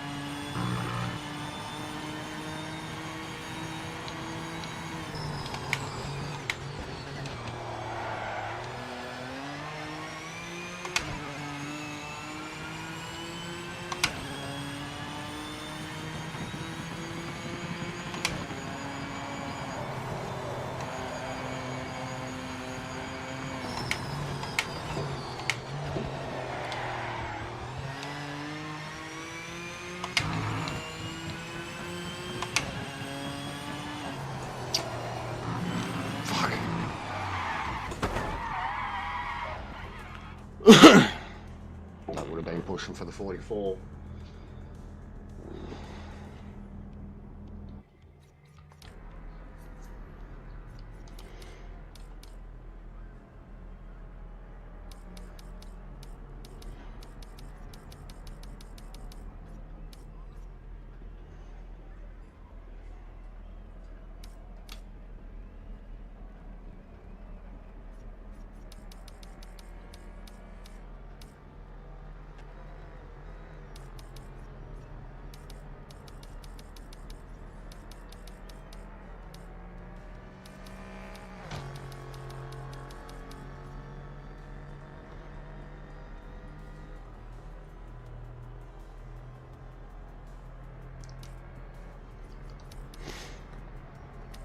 Hey, Yaki, how are you, mate?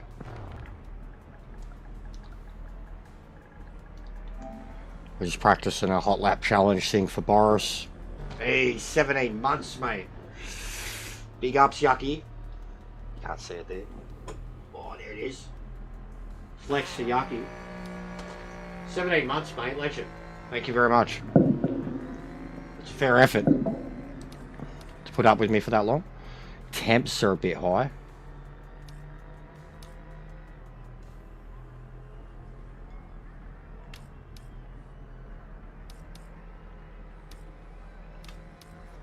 Yes.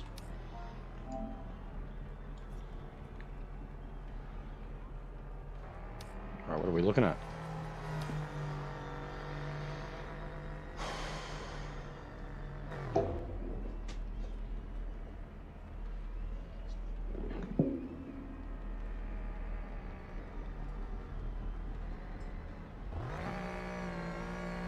But yeah, I was just doing a bit of practice for league race that we've got tomorrow. Red Bull Ring in the V8 Supercars.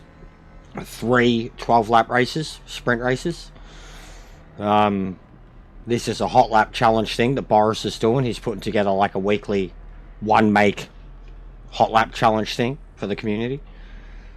And then I might look at some ranked, but it's very dead right now, mate.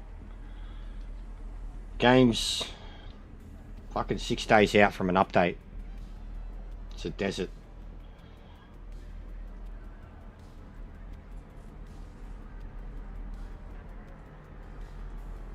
You been watching any of the World Cup, mate?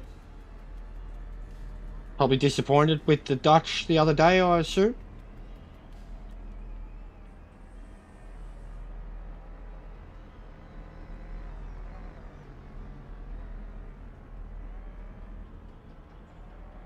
It's getting annoying, mate. It's getting hard to deal with, yeah. It's getting hard to be the one still sticking with the game and kind of copping the worst treatment from the devs and the Discord. I know my community loves me, and I know my community now is like kind of specifically the PMR community too. It's not all of them, but the growth in my channel since this game, and the people that I've got hanging around here daily since this game, I know I've got them and their support, but collectively as a whole we'll all go down together if shit doesn't get sorted soon. So, and yeah, Japan's incredible, Yucky. Japan, mate, they were our nemesis for the longest time. We should have won multiple Asian Cups. They've won like 5. We've won 1. Says it all. Like, they were our nemesis the longest time. If it wasn't Uruguay and World Cup qualification, it was Japan and the Asian Cup final. Japan are a fucking good side. Like, really good side. Very underrated. Got a soft spot for the Koreans too. Asian football, full stop, mate. It's doing really well at the moment. They're doing really well. The exception of Iraq getting flogged today, mate. They basically hadn't lost the game, the Asian teams. And Australia waving the flag the hardest against one of the most dominant European sides there is. And Messi today, mate. Messi. Bloody hell. What a freak. Just... Everyone's talking about how Mbappe's going to break the record. You know, like, and he's 2 goals off of it. But, like, Messi today went to the top. Yeah, mate. Sultan, there was a couple. But Sultan, we were laughing at the height difference, mate. We were laughing at it. Like, there were a couple of moments where the ball went into the defence and they just... It would be like one guy and 3 Turks and he'd still get his head to the ball before them. We were laughing. It was... And there was a bit where a player you'd know well, Jordy Boss, plays for Feyenoord. He, like, ankle snapped a player doing a little bit of the Jenga. Yeah, Sulta's got Welsh heritage too, bro. So he's a tank. Him and Burgess and then Sicardi. Our whole defence, bro. They're massive. But yeah, there was a bit where Jordy Boss, bit of foot control, played a defender, and the dude, like Gerrard style, slipped over and fell on his face. I lost my shit, mate. I lost my shit. It was like watching Michael Jordan wreck someone, but with a football. Like, I lost my shit. It was the best play of the game. Left him in a heap in the middle of the field. And they played exceptional, mate. I was so happy. I won't say emotional. They beat America, I'll get emotional. But I was elated. I was still nervous as shit. Even when it was 2 goals up, I was still like, don't give him a cheap goal. Don't give him a cheap goal. But elated. I was genuinely ecstatic after it. Never seen our boys play like that. That's pole position. Amazing result, mate.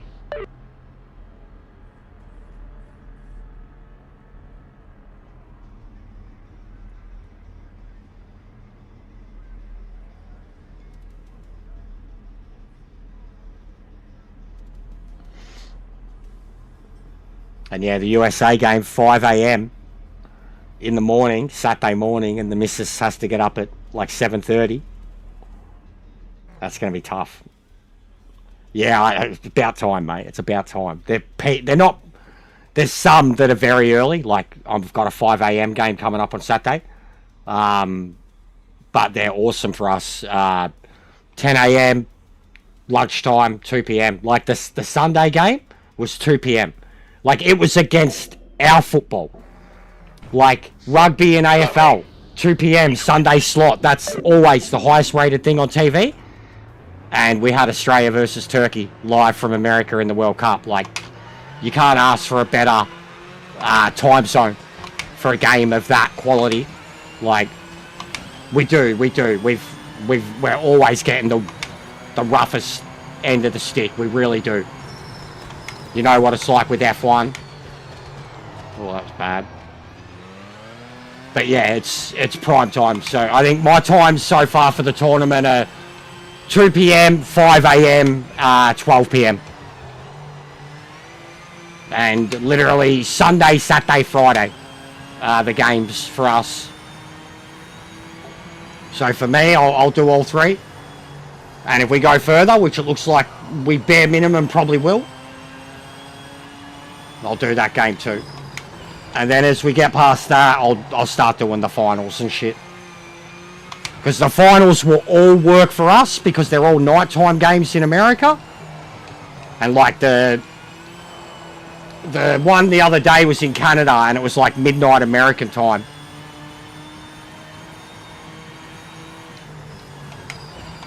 Like I even remember watching the last final. Where was it last time?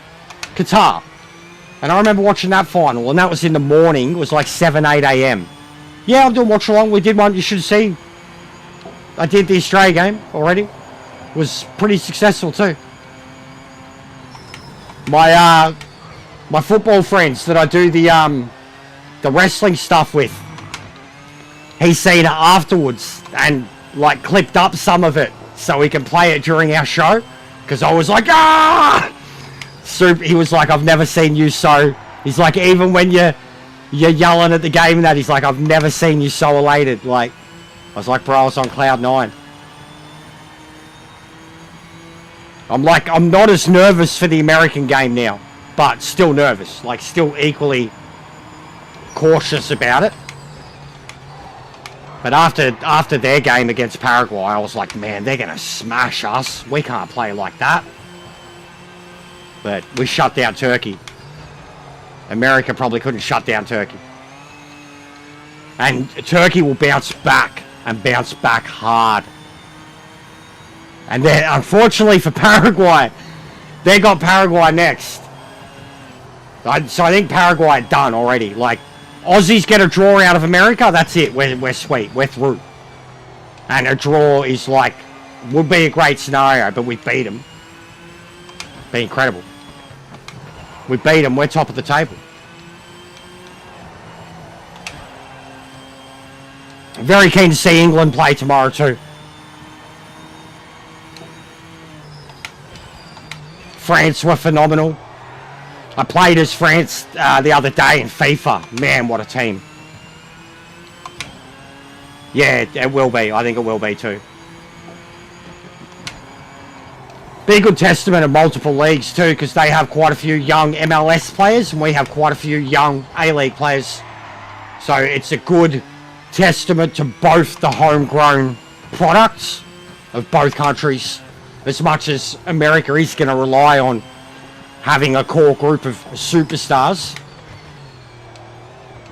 All the play, like as example, the Iracunda started in the A-League. Obviously he's gone to Europe already. Metcalf, A-League, and then the goalkeeper, who was the man of the match, A-League. Whereas America are relying on their stars.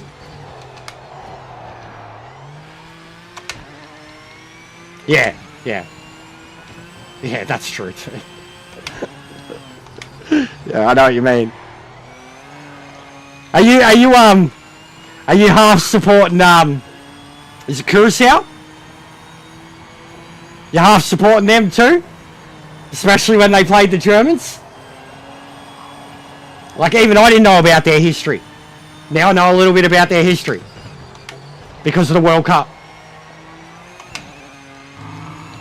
Same as, was it Cabo Verde?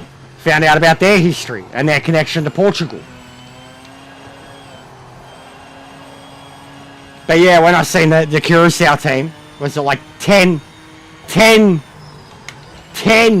Dutch players? Bloody hell, mate.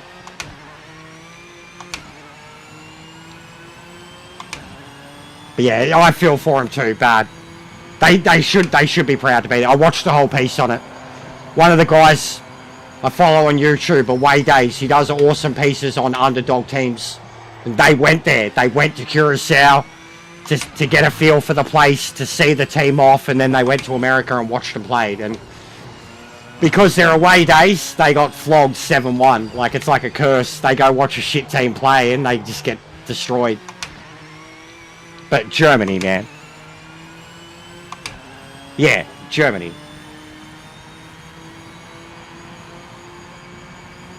The Cabo Verde game, that was phenomenal. That's like I was saying yesterday, stories like that, that's what make the World Cup.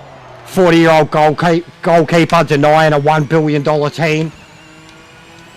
Debut goalkeeper in the A-League, denying Turkey. Irakunda scoring on debut. And then the GOATs, Mbappe, Messi, Haaland. I'd pick France, truthfully. France, I thought, well, my team going into it. I just think that the reigning champions, well, not reigning, Argentina, off the back of the team that they have at the moment and the way they're playing, I just think that they're the best.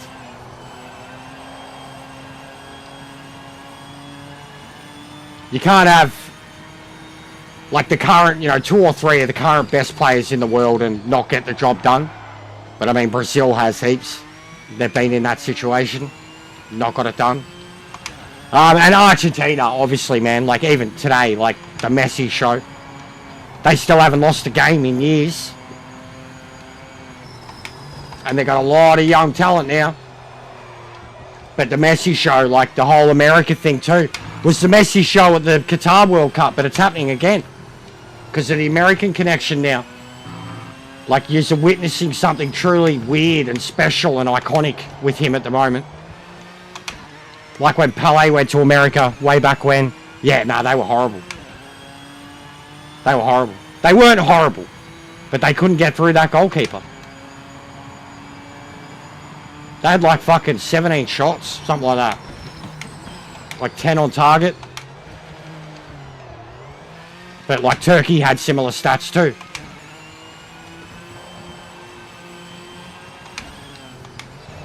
But yeah, it's been an awesome World Cup, mate. I'm just happy I said that before it started because of how shit everything was looking, the controversies. It's like, I just want the football to start. I just want the football to start, and I hope it's good football.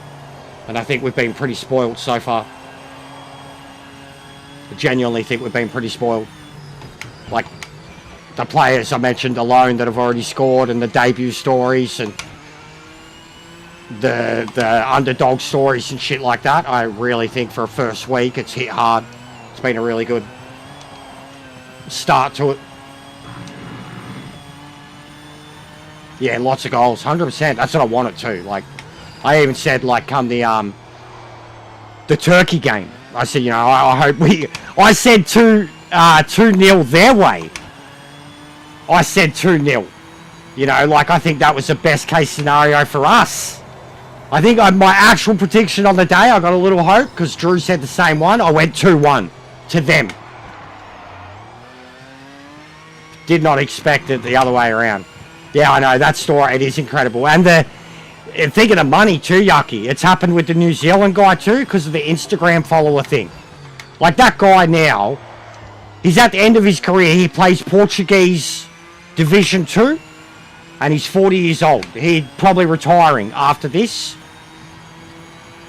The followers that he's gained on Instagram alone, he's going to make more money now from that than probably what he's made in his whole career. Like, this is a blessing from God type shit. And I don't believe in that stuff. You know what I mean? Like, I don't.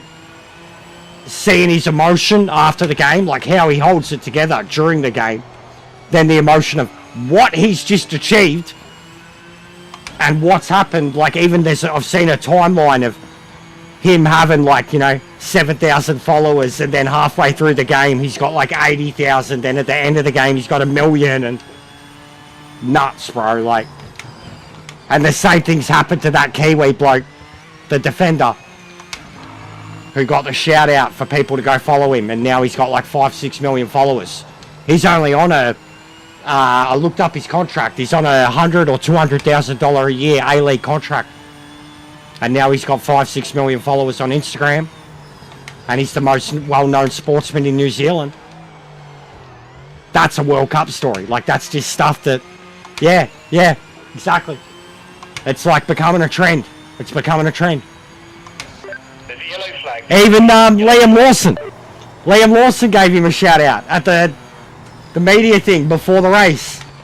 They asked him about something about the World Cup, and he was like, Tim Payne's going to win it. And they were like, what? Who's Tim Payne? And he was like, that's it. That's all I'm telling you, is Tim Payne's going to win it.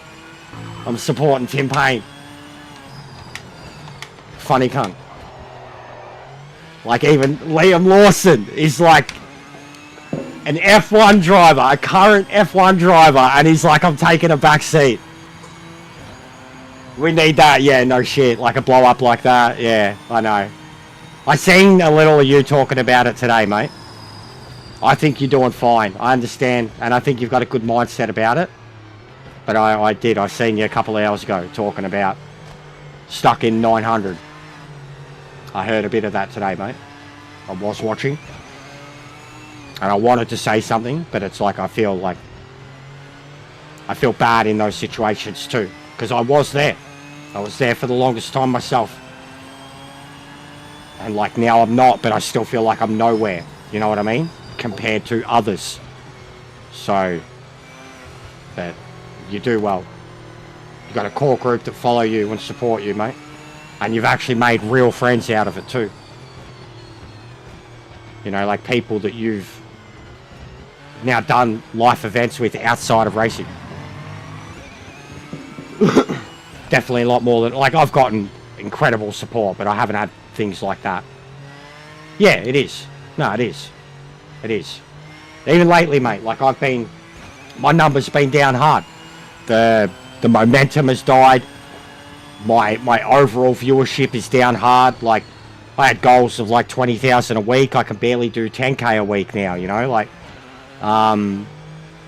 everything's down, but like my mindset on it has still just been try to stay true to myself and put out content that I find entertaining, or that I find truthful, or keep streaming and keep being me, no matter what, good or bad.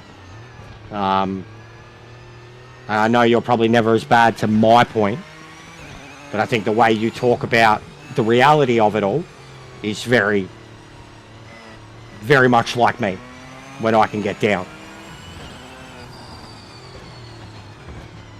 And, you're probably in a better life situation. I know the game, Mate, I've had the community saying for the longest time, like a lot of people, like PC people, they were like, they should be paying you. That's never going to happen, but like I'm not even on the affiliate team with them, like. What a race, that's P1, mate, P1. But yeah, it needs something, mate. It's even the next DLC comes out in a week, and I'm really excited for it, but it won't do anything. Like, it won't do anything for the game. And even with the current state of the game and the ranked especially, if they include those cars, like they do what they've done with the previous ones and then just throw those cars into ranked, it's just going to break it up even more. Yeah, no, I know. I'll tell you what's worked for me already. Playing other stuff. Playing other stuff has worked for me already. Right, I'm going to take the race part off and just make it practice so we can have the proper timer thing, so I can get the screenshot of it, and then I'm going to go do some ranked or something.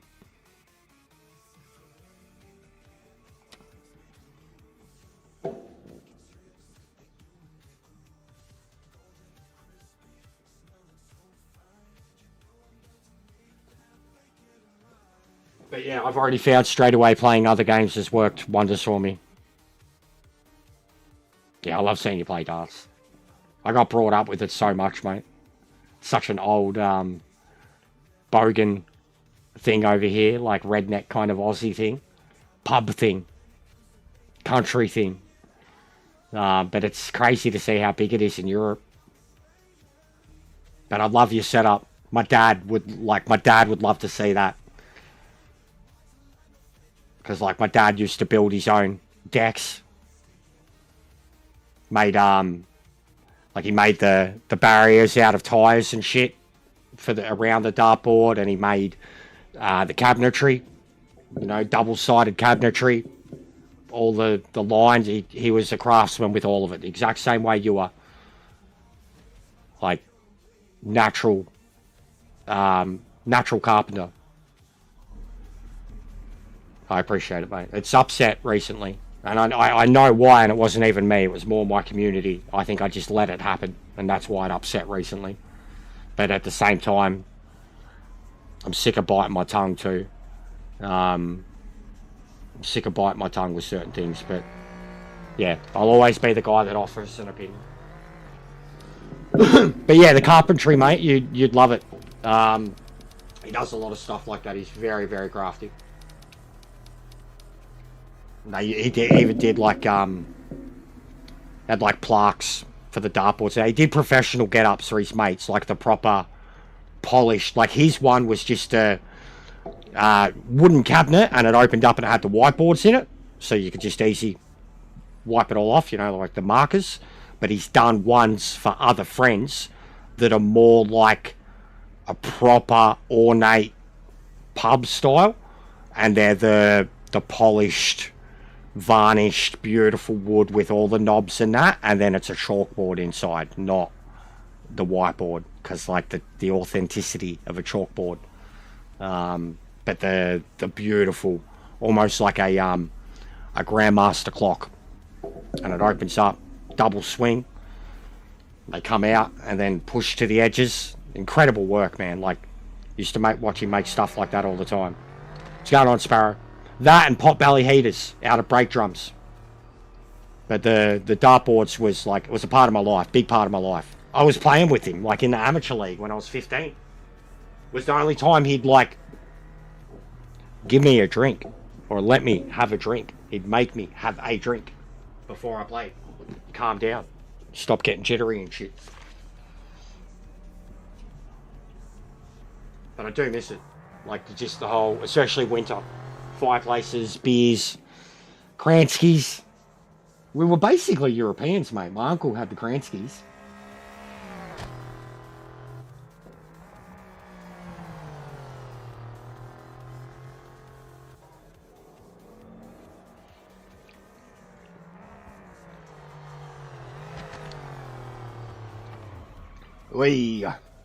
That'll warm the tyres up.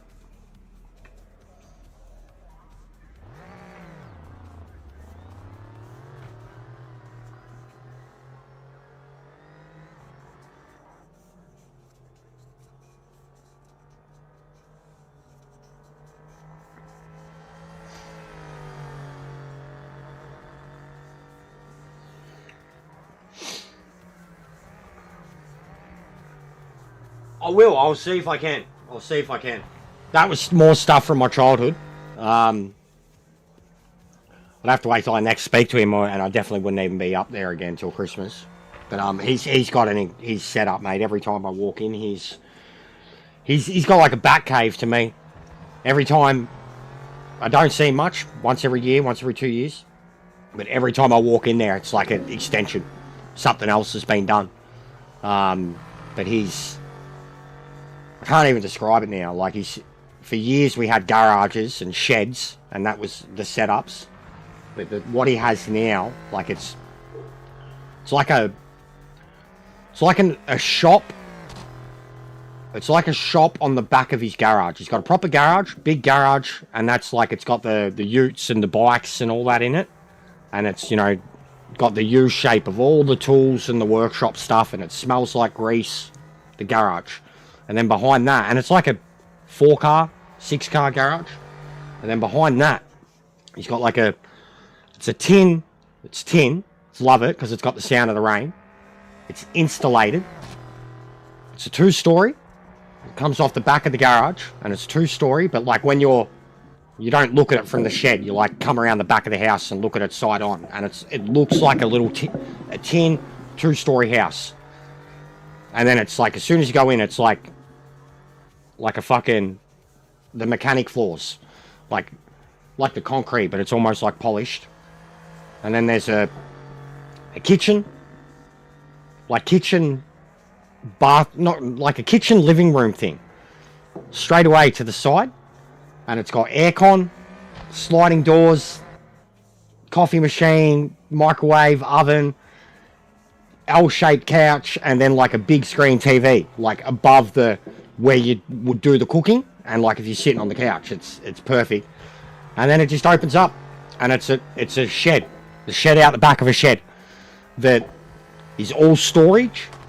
The bottom floor is like he's got all fucking like the metal kind of rackings, and it's just full of shit, all systematically stored. And then it's like a made staircase goes up, and it's like another couch, the dartboard area, balcony type thing, fans. It's mint, like it's the man cave of man caves. Like the only thing it's missing is something like a sim rig. 2 widescreens, like one in the garage part and then one in the cooled part. Installated, pot belly heater, air conditioning. It's mental. It's mental, yucky. Like every time I see it, and he's always had, even his garage, you know, growing up, installation, heating, never cooling, but always insulated and heating. But it's so beautiful. Like, and he's even got like some of the stuff that's in there, man. It's like he's not much of a hoarder anymore. It's like his pride and joy collection shit over the years. Like there's even some of my old sports trophies are in there. You know, like that was a real big surprise to me.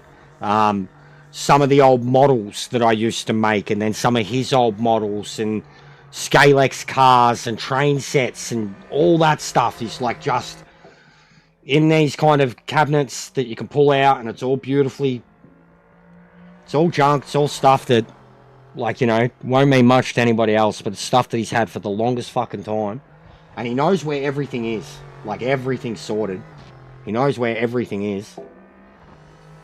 But it's a nice spot. Genuinely, because we were up there summer the last time, and I remember walking in, and it was warm. It was very, very warm outside, over 30 degrees. And I remember as soon as he opened the door, like, you felt the cool air from in there. You're like, oh, fuck off. It's fucking nicer inside the shed than it is outside, mate. Living the dream.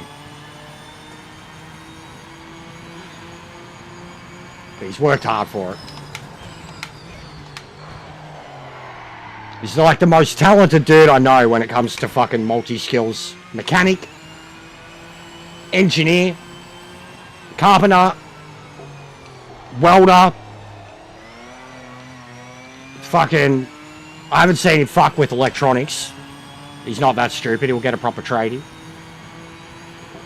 I've seen him do plumbing and shit. But what he could do with carpentry, mechanics, cars, wasn't a machine that he couldn't pull apart and put back together. Nah, that's it. That's it, Yucky. That's literally it, mate. That is it, sadly. And we live in the same state. He lives about an hour and a bit away from me. Bit more than that. Christmas, mate. Christmas. My whole family, really. My whole family is like that. I got I've got 3 siblings, but from that marriage, 2 older sisters, same thing. The oldest sister probably sees him the most. She's the kind of chosen one. But yeah, it's that bad with our family, mate. We're just distant with... I haven't lived with the family since I was 17 years old. The older sister was out at 16. The other one was out at 19. Like, we weren't really equipped for adult life either. My dad was a very hard, stern man. Provided, emotionally distant, disconnected. Provided, absolutely provided, but emotionally disconnected. Nah, it is what it is, mate. Believe me, the older I get, the more I stress about it and worry about it, and it upsets me. I can still, we chat, mate, like we chat. But we talk like mates too, like it's weird.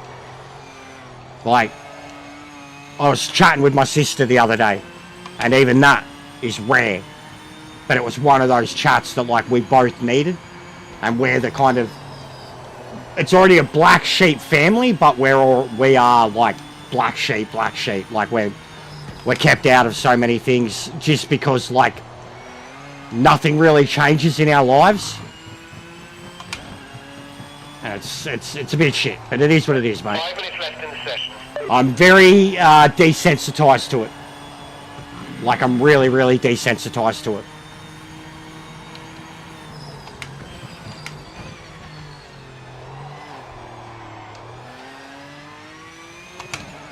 I wish I could, mate, but it's not that easy. It's not that easy either, getting out there. And just getting the time for it for him. But I would love to. And I'm sure one of us will realise before it's too late. Hopefully.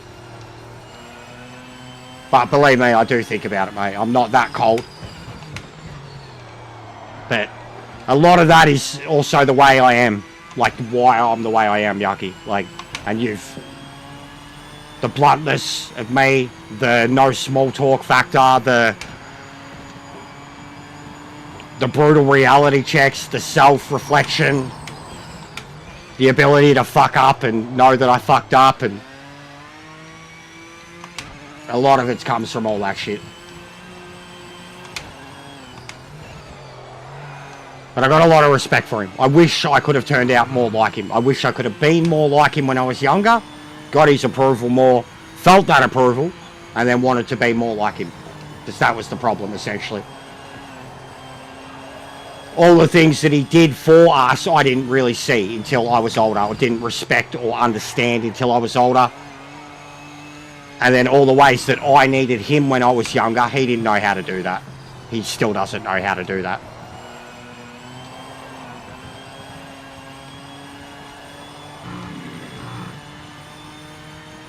Yeah, no, I know that. I know that. We've both got our faults now, for sure. Like, when it comes to being able to admit them and what we did wrong. And I constantly say to him, I don't know how you fucking didn't kill me, Dad.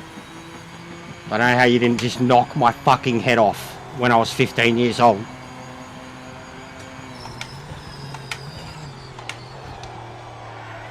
And he has a chuckle.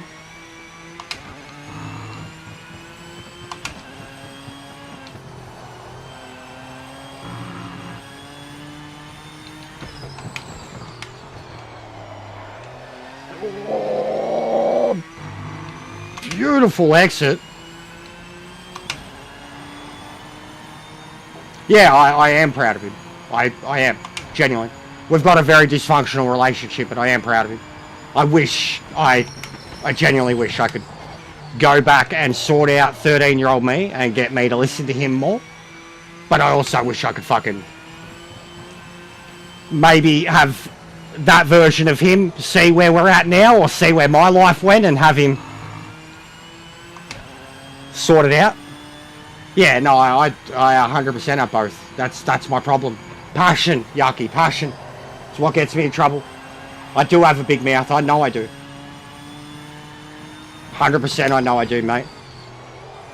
But it's like the more I care about something too, the more I'll speak about it. Like, whereas the less I give a shit about something, probably the more insulting I can be about it. That's probably the big factor between the two. Just not having your heart in the right place in those cases. Being a cold, heartless bastard. That is absolutely me. But yeah, I've been moulded this way. My mum has a lot to do with it too. Like, genuinely, my dad's the better side of me. The sense, the logic, the honesty, the reality, that's my dad all over. The angry, bipolar,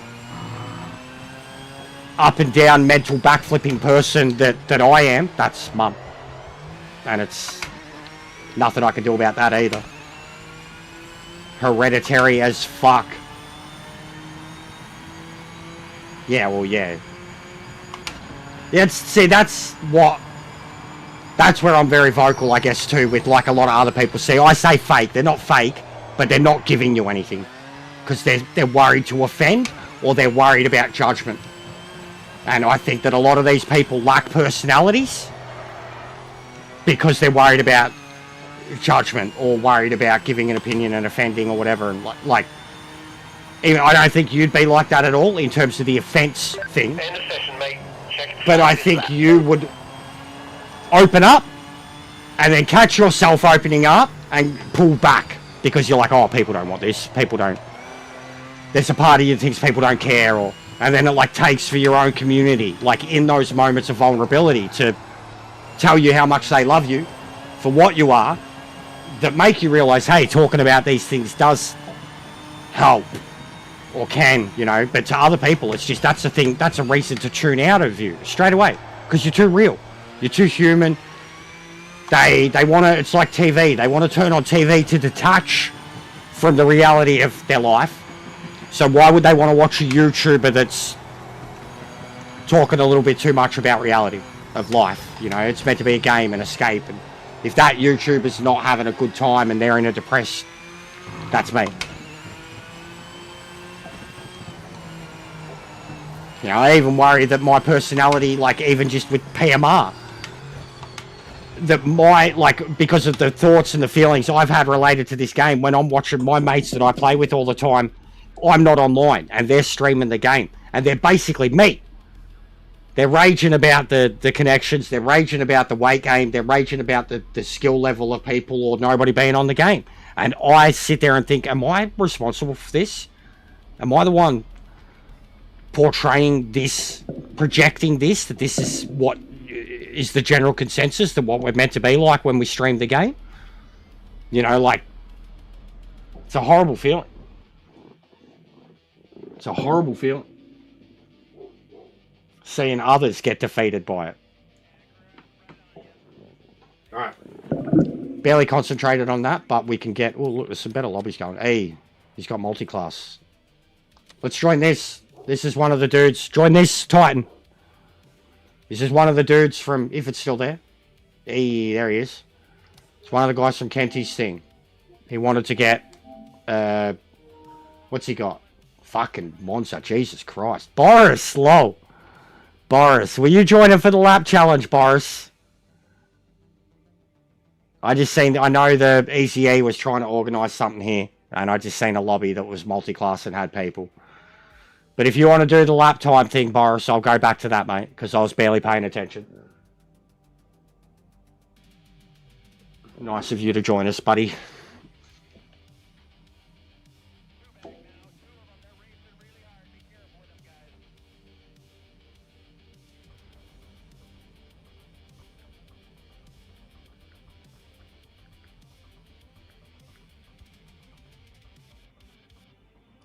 It's still OP, Boris. It really, really is. No worries, Yucky. I love you, mate. I appreciate you. I really do, mate. Yeah, I was going to look at ranked to see if it was. The GT3's 100% the meta, bro. Like, it's really bad. I've started using it now and set, like, not competitively, but I've tried it. I've tested it. It's bad. I've set a PB at Sebring by about 2 seconds. It's bad. I've been raging on it for a little while, bro. It's bad. If they, like I'm saying, if they don't fix it with the next update, like there's a lot they got to fix. And alright, admittedly, do you not have what setup are you using for it?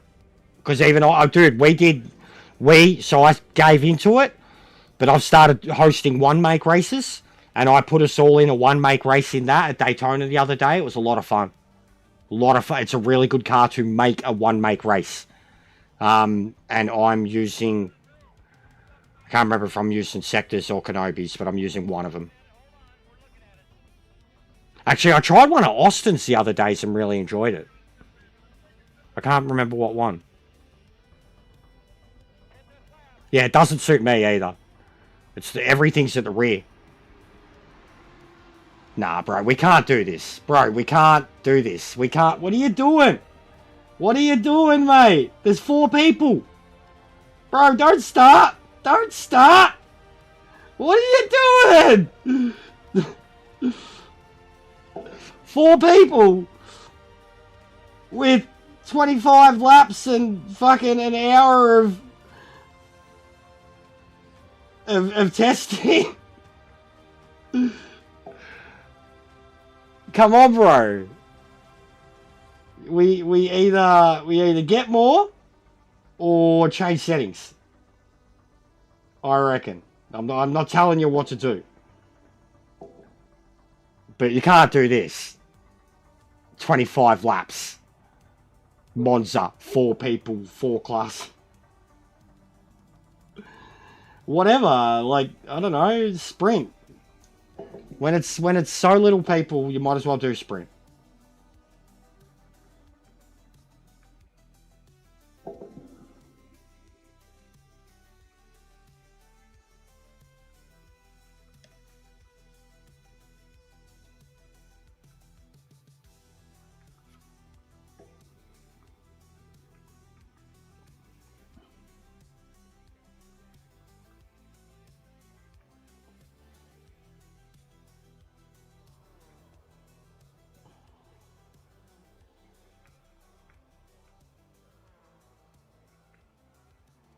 I'm trying to get him into the ranked.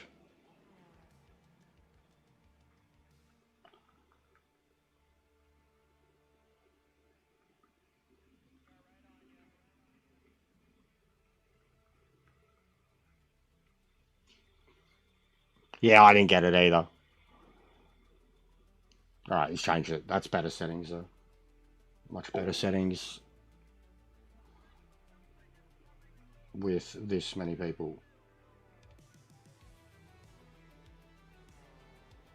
No, I'm saying... No. I'm saying...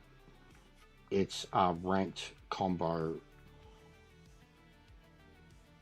Ranked combo right now.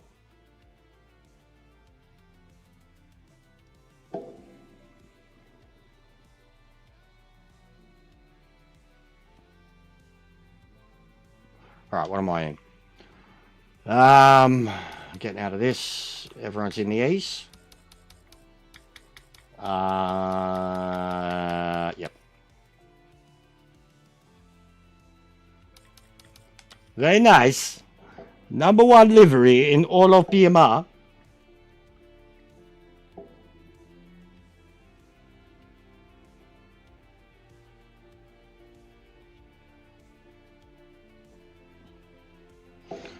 Alright.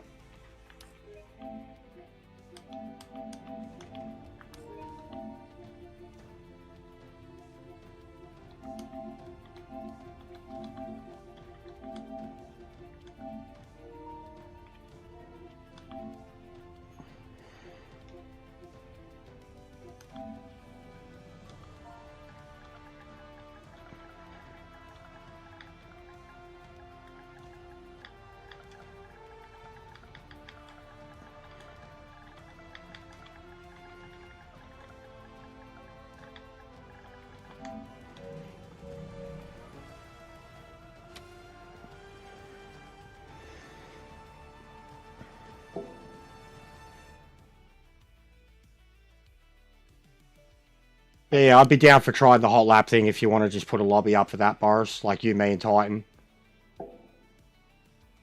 This is just one of the V8 blokes.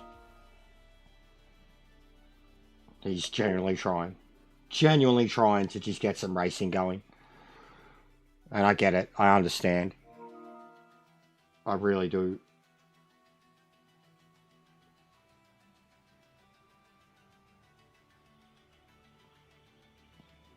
But yeah, I've got down to 45-2 so far, but I didn't screen it myself. It's a challenging combo. I've already had to play around with the setup quite a bit.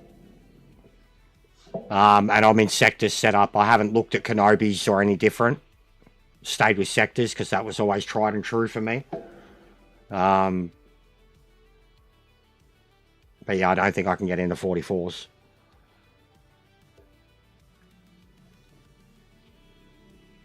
Trying to sort it somehow with the hot lap challenge thing. It's a good idea, mate. Like, your combos have been dogs, but it's a good idea. And it's already attracting some very, very, very good drivers. It's a good idea. I wish that I could do something like that. I mean, I could do something like that. And attract. Like, I couldn't attract the competition that you do. I've been saying this a lot, mate. Like that, how and why fucking nighttime too? Are you kidding me? Are you kidding? What is this guy doing? Does he play this game at all? What are you doing, AZE? What are you doing with the darkness? What are you doing?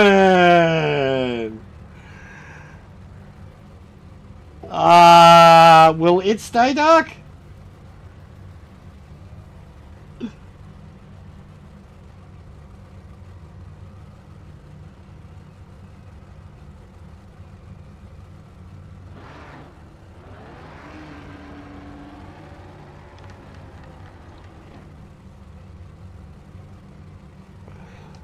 Wait till week 3. I can't think of any other track that's worse than what you've picked with Kielami.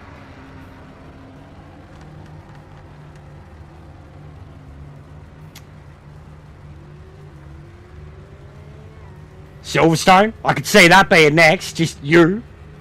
British. You like some Silverstone? The combo is terrible. Kielami and the Supra. Yeah, but that's what makes it challenging. Like the 917 at Derby, which was fucking disgusting. But it gave me a new appreciation of the 917.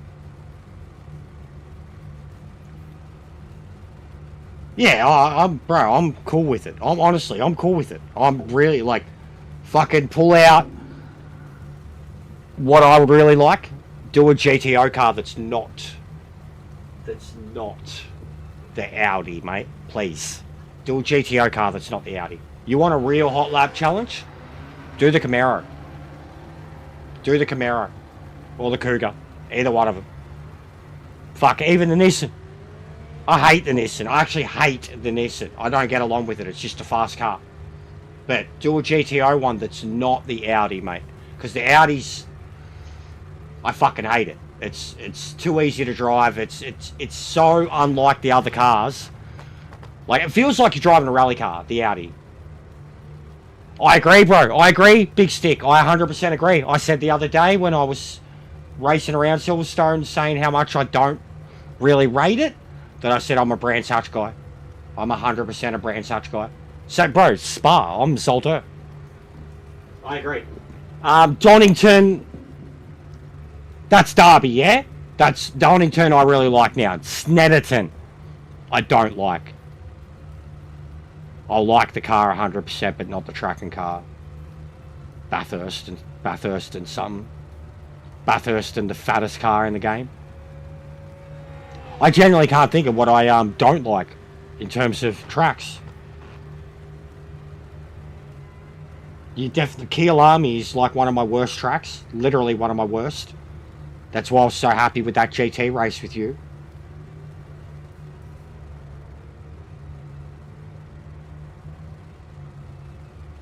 It shows the fault in the car.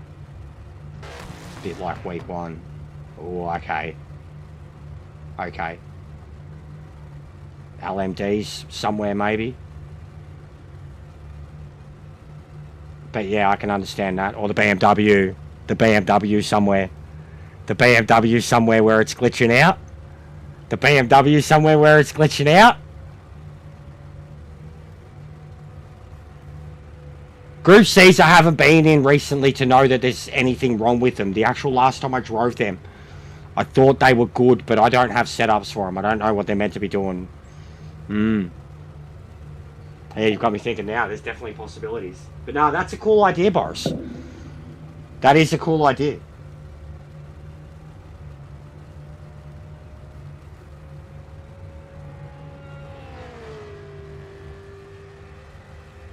Leave the lobby. Leave the lobby. He's resetting it. He didn't change the time progression. It's going to stay midnight. Leave the lobby, guys.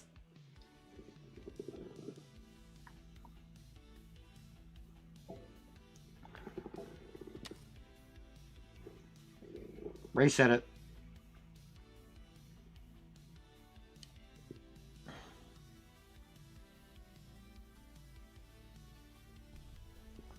Why aren't you doing Brands League?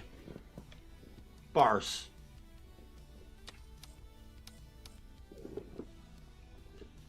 Tech is just in there with him.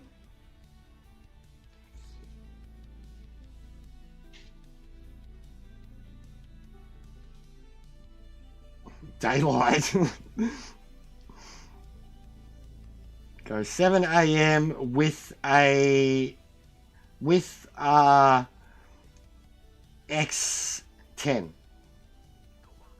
That will give you progression.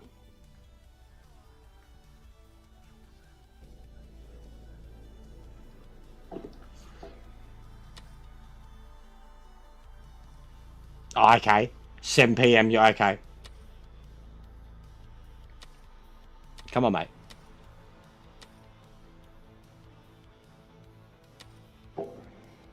Bloody hell. You just want me to host, mate?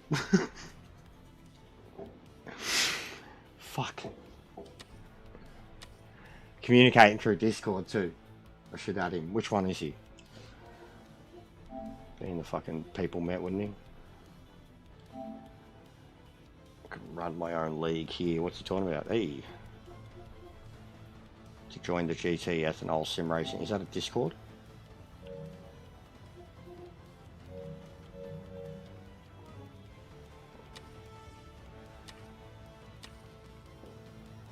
Come on, mate.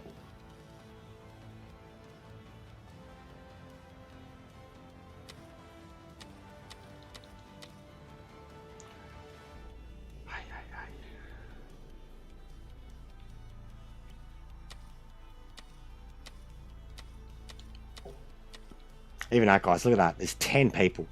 5 lobbies, 10 people. Come on, mate! Kablah! Oh my god. Hey, there we go. And now he's made it one make. Ford GT.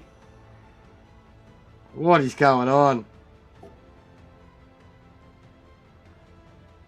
Yeah, but we could make it. We could put them in there pretty quickly. Like, we could fill it pretty quickly. You know what I mean? It's one make now, mate. If that's your plan.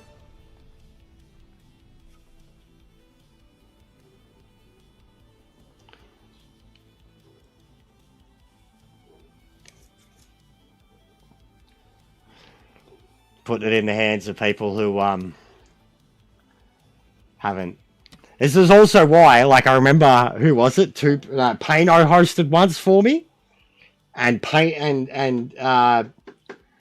Too Bad did it another time, and I remember both cases. They were like, Payno was pretty good at it, but he was like, "Fuck, this is stressful trying to change everything and get everything organized and set up." And then when Too Bad was doing it, he was straight up. He was like, "I fucking hate this. I hate this. I hate this." I'm like, yeah, being a host is not fun.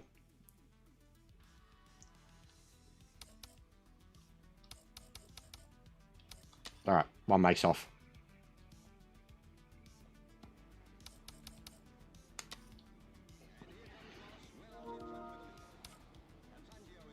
All right.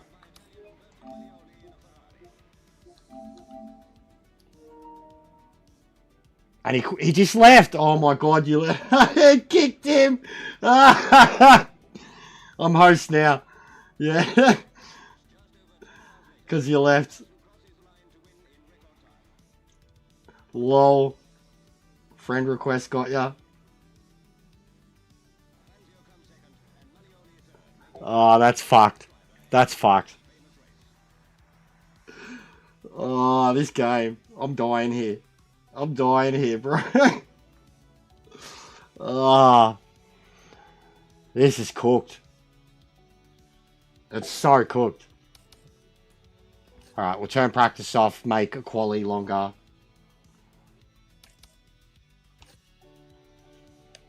Your Fister account? Which one's that? Oh, is that you? Okay. Bro, stop pressing the wrong button.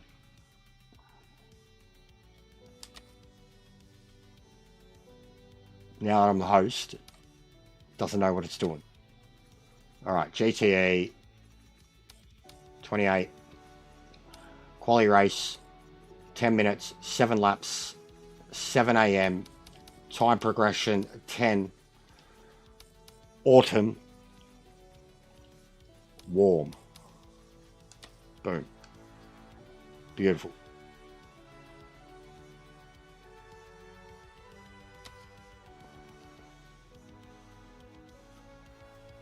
All right. And then it puts them in the same car. Even though one make is off. It's so silly. Identical. Okay, what the hell? Off. Off. Oh my god, you lair. Oh my god, you lair. Oh my god, you lair. There you go, GTA. Make your car selections.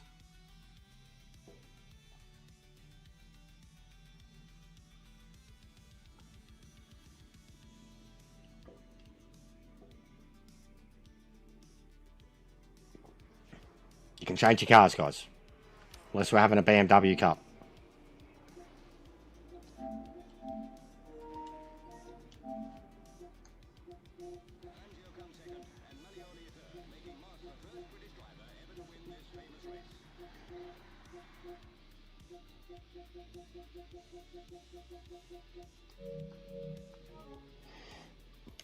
But yeah, even... What? 5 of us. Me, Easy, Boris, Max, Puff and stuff. If we went into a ranked that's got 5-10 minutes before it's going to start and we all go into it at the same time, it will fill up. Like, it'll end up with 12 people, at least. But we have to be in one a few minutes. Like, they have to go into ranked and see us sitting there. You know what I mean? But we can do it. It's how I fucking survive on this game daily. Like, it's how I get my ranked points, man. And I don't get the top split points that you guys get. But I'm still averaging my 60 points or so for wins. Like, I questioned it the other day, how I had 5 or 6 people in a lobby and we're still getting those points. 72 points for a win with 7 people in the lobby. This is the quality of drivers that we've managed to get.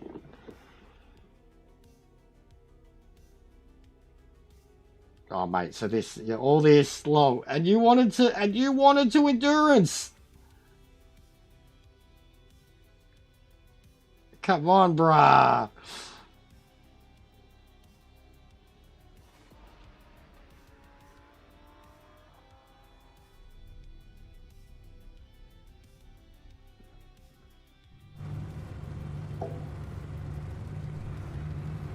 Ay, ay, ay, ay, ay. The endurance thing too, like people wanted to do the longer races. I've wanted to do them, the 1 hour multi-class races. You can't get people to stay for fucking 6 laps in a custom lobby. So like, and you organise something like that, the amount of people are like, yeah, I'll do it. And they'll be the first to fucking quit. I remember Kenty was doing custom lobbies and we're in the V8s and the dude requested Nord and everyone was like, ah, and then he was the first one to quit. Some European guy requested Nord. We go to Nord. He's the first one to fucking quit. Every time. I've got it on times 10 multiply, bro. It'll get light very quick. 7 AM start with summer setting. Times 10. So it'll get light very quick. We'll probably still go into the darkness because of the race, to be honest. 10-minute quali plus overtime, 7 lap race. We'll probably get till dusk. by the end of the session.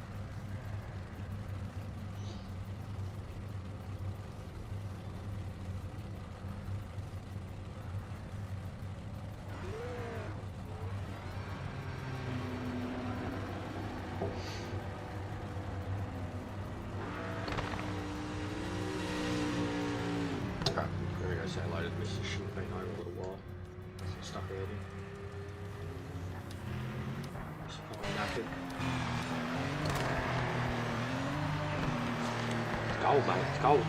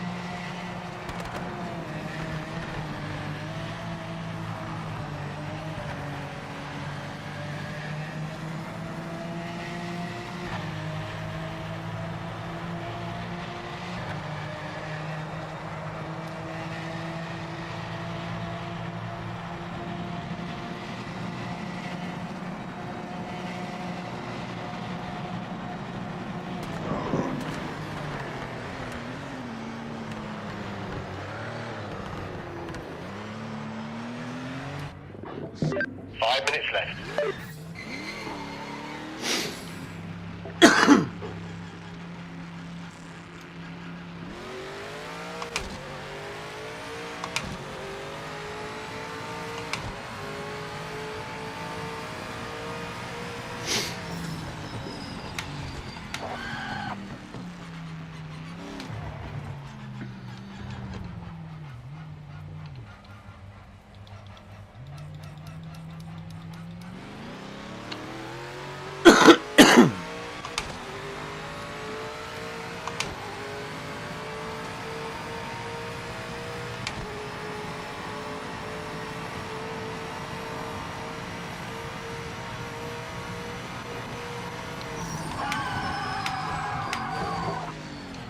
Horrible.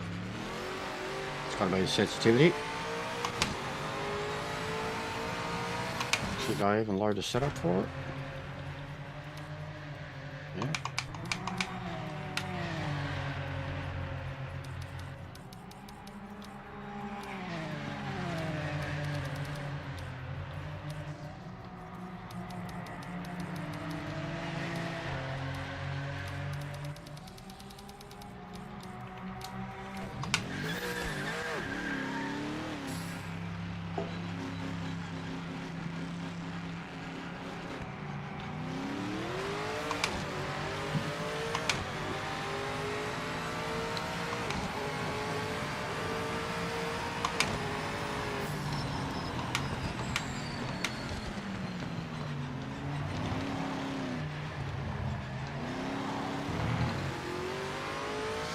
Yellow flag.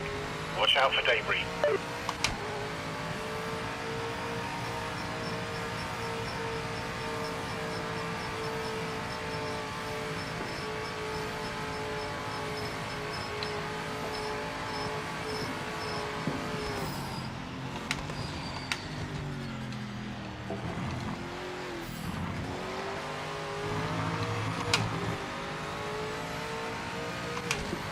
It's really good. I'm happy for him. He needed it. You can't be driving for Ferrari and not be capable of winning a race. Like, they've got to give you the car. But, yeah, good on him. Like, for his own confidence, he seems like he's winning at life at the moment. He's pretty happy. Got no beef. We don't need to see him win another world championship. And that's not going to happen. But him clocking up a win for Ferrari ain't going to hurt the record books.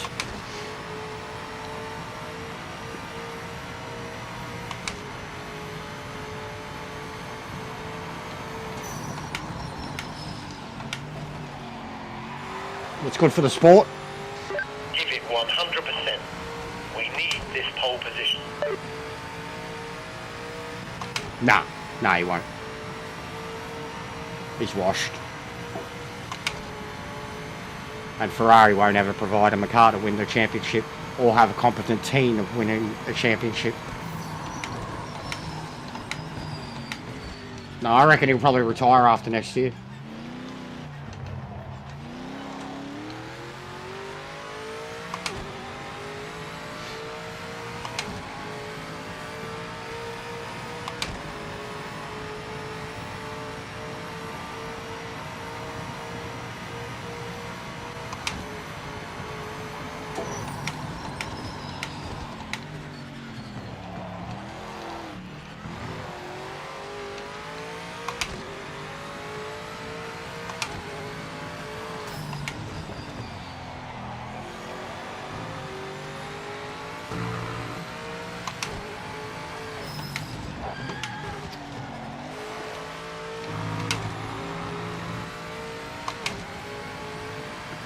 That too. But I don't think they should do that yet either. Ollie's still very young. And still hasn't done great things for Haas. He's had some good drives here and there, but he's also had a lot of mistakes.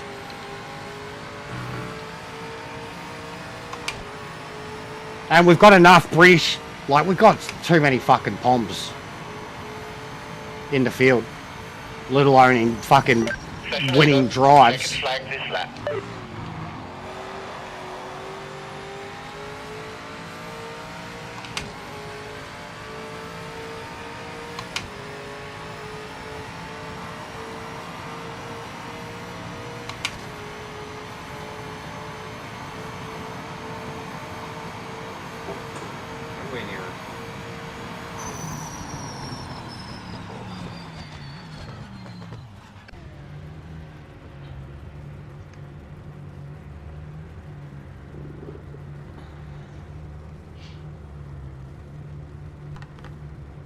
Hasn't even been that long of a drought, bro.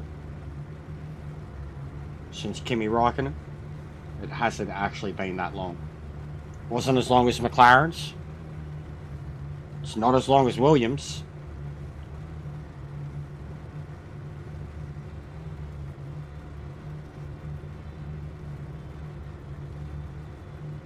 But Ferrari haven't had a great team for a long time. Like a really long time. That's the second row, mate. P3. Good job. Good job.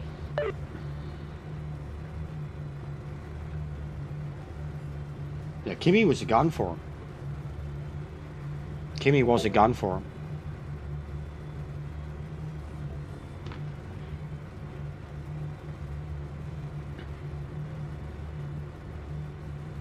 And Fernando just missed out by a whisker.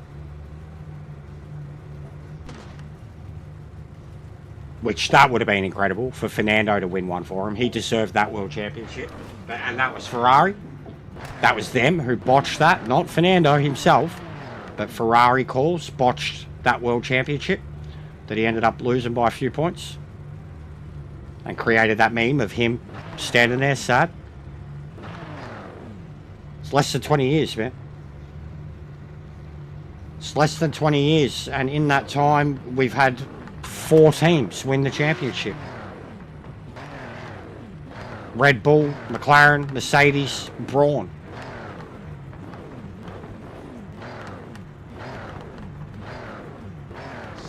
Come on, mate. Nail this start.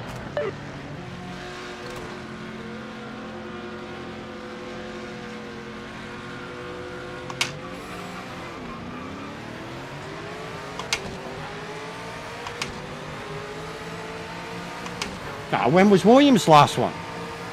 Williams' last one would have been Jacques Villeneuve. Oh. Yellow flag. Slow down now.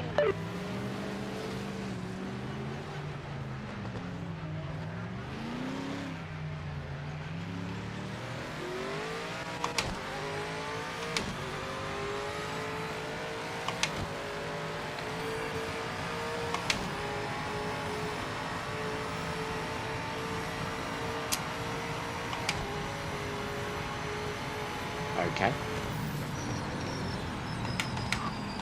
Okay.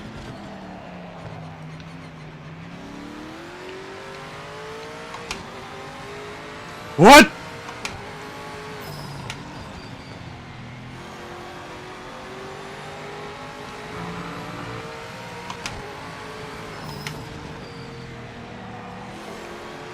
Just Monza things. You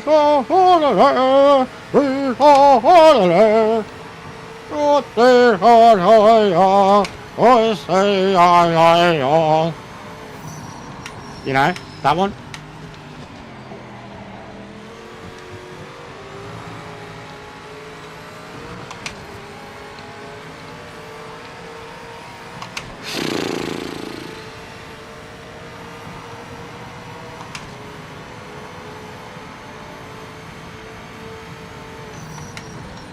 Yeah, it's been like 30 years.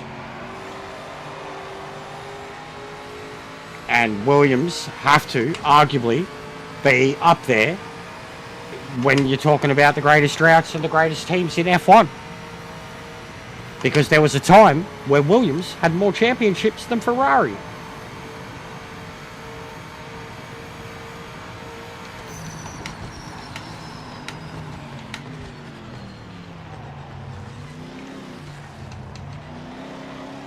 Put some respect on the name.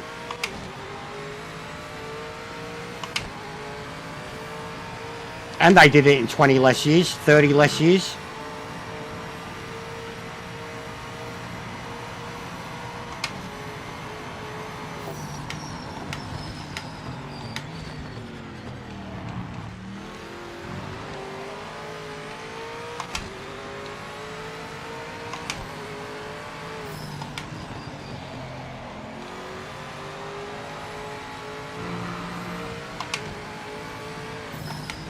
But F1 too, the problem with F1, and this has been every era of F1, except maybe the late 60s. No, even then, Lotus. Every era of F1 has been dominated by a team. A certain manufacturer, a certain engine, certain regulations. There's never been a competitive field. Like, probably the last time they got, what was it? The year that Brawn won. That first year. Or actually, what was it? Was it the 09 one? Where there was 6 drivers up for contention? That was like, and that was once in 20 years that happens. Even then, that's probably never been done more than a couple of times. That's what made Max and Lewis so special to come down. Just pumped in the fastest lap. Yeah, fair. But that's after Williams' dominance. Like, Ferrari didn't have the awesome record that they did until Schumacher. What they had before then? Lauda, I can't think of the other Ferrari world champions. God forgive me, but I don't really care about them either. They're not as great. They're just an icon. They're a logo, a brand. Like even Mercedes, oh man, I'm like even also Mercedes have a way greater race history than Ferrari. Yeah, the drought before then was the biggest one. Yeah. What's going on, Brown? How are you, mate? Wasn't the drought till Schumacher? Late 70s till mid 90s? But Ferrari are great cars, but like, and I've said this a lot about them. I've said this a lot. Ferrari don't have this great, like, worldwide racing pedigree. They don't. Like, they've won a Le Mans. Took them fucking 40 years or whatever. They got the F1. What else outside of that is Ferrari known for? For winning. Like, on a world, like what iconic Ferrari race cars are there? Like, truly iconic that won. Because like even the 330, which is iconic, didn't win. You know? They're iconic. But they didn't win much at all. At all. Even in F1, considering their pedigree, considering their standing, considering their support, they haven't won anywhere near as much as they should. Ferrari are not that great. They're just a fucking brand. A massive powerhouse brand. With sexy cars that no real man can ever afford. And then you've got like Mercedes, as example, can make cars that a almost average person can afford. But when it comes to their racing pedigree, and they spent 30 years out of the sport. Like twice. The fucking 50s to the 80s, and then from the noughties to like whenever they came back. And they've got a way better pedigree. Yeah, it's an aura with Ferrari. 100% that they're the best in the world, and they're not. They're really not. I'd have an Audi any day over a Ferrari. I'd have a Merc any day over a Ferrari. I can afford either one of those two. Either day over a Ferrari, and I could never afford any one of those three. It's just a badge. It's just a badge. Even Lamborghini, man. I love Lamborghinis. They got a worse history. They got like the worst racing history in history. Like they have no racing pedigree whatsoever. None. They've tried F1 and failed miserably. They don't have a great LMD, hypercar. They've got a good GT program, but they've never had one that's been like permanent.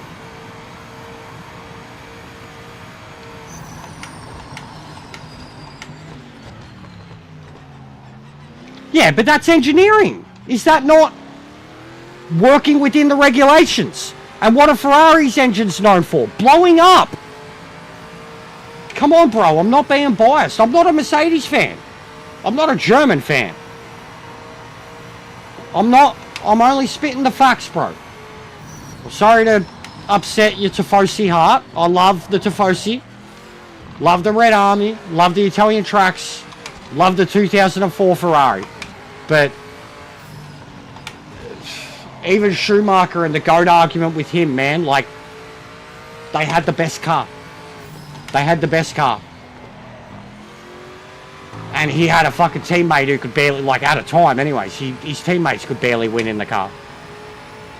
Yeah, and the rules, alright, I'm not going to argue about it, man, I'm not. I think that's what I was saying about F1, full stop. Full stop. Renault, the turbo hybrid era, like, and they tried doing that in the 80s. They tried doing that in the 80s, and the Renaults still blew up. But they tried getting rid of the naturally aspirated and making everybody go turbo. Like, the turbo hybrid era with Renault, the turbo hybrid era with Red Bull. I think I think manufacturers adapt to the rules. Whoever adapts the fastest hits the ground running. I think every time they do new ground rules, that's the engine. They found a loophole. They found a loophole. There's been look at the fucking Lotus. Colin Chapman was his middle name was Loophole. Like, and he's considered one of the greatest engineers of all time. Not a cheat. Not a cheat. One of the greatest engineers of all time. The Williams active suspension, banned at the time, and then brought in as something because it actually advanced the cars. Just because they, like, no, I disagree. They're not doing anything different than what Red Bull haven't already done. Than what Renault have already done. Than what, and bro, Ferrari literally have like loopholes and monopolization over the money that F1 makes. It does not matter how shit Ferrari do, they make the most money at the end of the year. They literally have like a legal loophole over F1, over contracts in F1 that says because they're Ferrari and the brand power that they should get a certain cut of the revenue no matter what.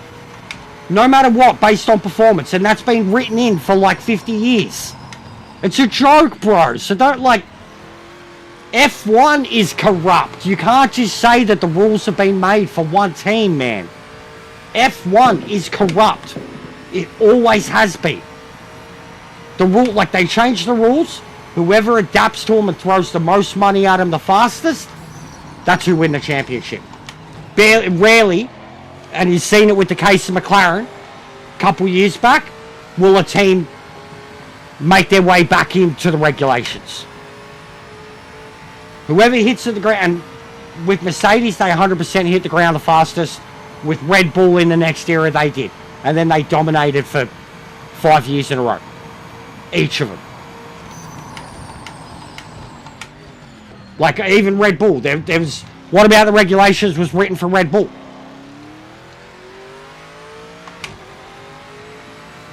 I think they've always done it, man. I don't hate Ferrari, but I think Ferrari fans can be very biased and arrogant and dismissive of history. Like even the Ferrari fans that call Max a dirty cunt or a cheat. A cheat. Max has not cheated. Ever. Even the way he got handed a championship, got nothing to do with him. Nothing to do with him. FIA. Michael Schumacher, on the other hand, has won a championship and lost one through cheating. Known history. Facts. Like, so even that shit, like, it kills me. Ferrari are great. They're a great brand. So's Giorgio Armani. Doesn't mean that it's like Giorgio Armani's any more comfortable or better than the fucking the trackies that I get from Kmart. Like, it's a brand. Still does the same job. In saying all of that, I really wish they were in the game. At least one of them. The old one, the shit one, the 330. The one that got destroyed by a Ford. I wish that one was in the game. And then the open wheeler one. The same one that got the 330, 300p or 333p. The LMP one. Beautiful, iconic yellow. But again, piece of shit. Not a good car. How'd Boris get 36 seconds of penalties?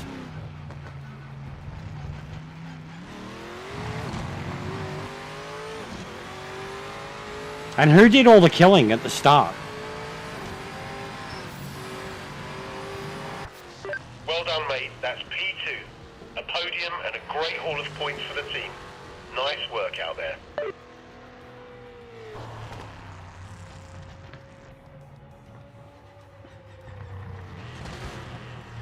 It's crazy too. This is genuinely crazy that an Italian's about to win the world championship and it's going to be in a Mercedes. That's cooked. How Ferrari let that happen. How, like, even again, Toto. How much of a talent scout Toto is. To pick up Antonelli when he was like 8 years old. Be like, yeah, you're going to be world champion for Mercedes. Cop that, Italians. Cop that. brutal. It's brutal. Alright, fuck it, let's do it. We'll do Boris's thing. Good practice for us all.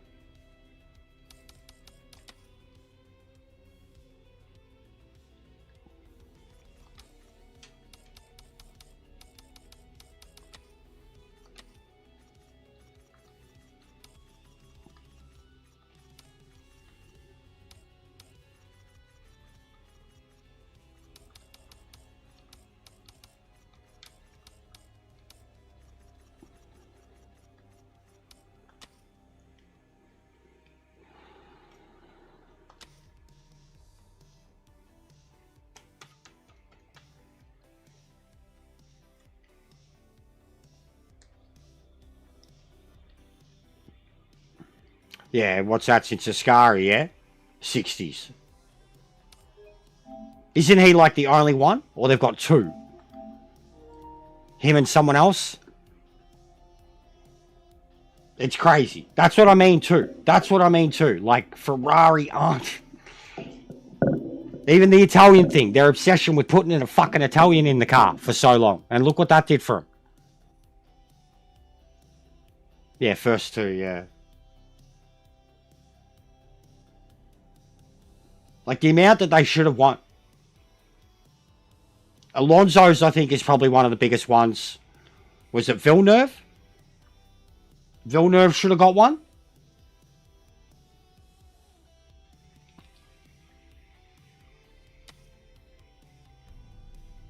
Nicky got two.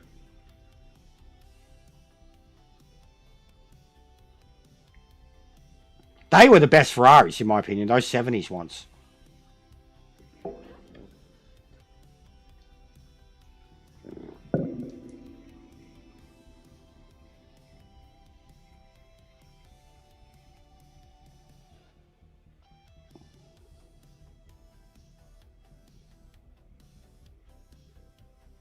But yeah, I don't hate Ferrari. I think their hype is too much.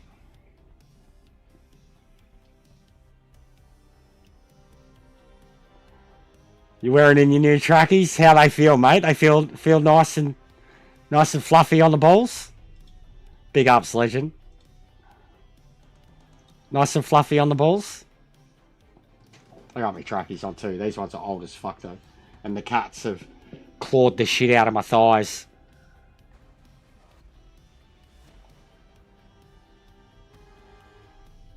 I don't really follow a team anymore. I haven't for a long time. I don't follow drivers either. I just like F1. I like watching good racing. I'm not, like... There's only been 2 or 3 brands that have made their way the whole way through with F1. So, like, brand loyalty is barely even there. Ferrari, Mercedes, and they only came back into the sport. You can't say you were a fan beforehand because you'd be fucking dead or 70. Red Bull, again, 30-year team. Newer fans into them. The Seb fans, like the Max fans. The Danny fans. The Webber fans. I have a replica Mark Webber Red Bull car in front of me. I've also got a Oscar Piastri McLaren. Like, but I don't follow, like, teams just because Aussies are there either. Like, fucking A, I wanted Danny Rick to win a world title, and fucking A, I wanted Piastri to win one. Yeah, all the teams used to be other teams. It's ridiculous.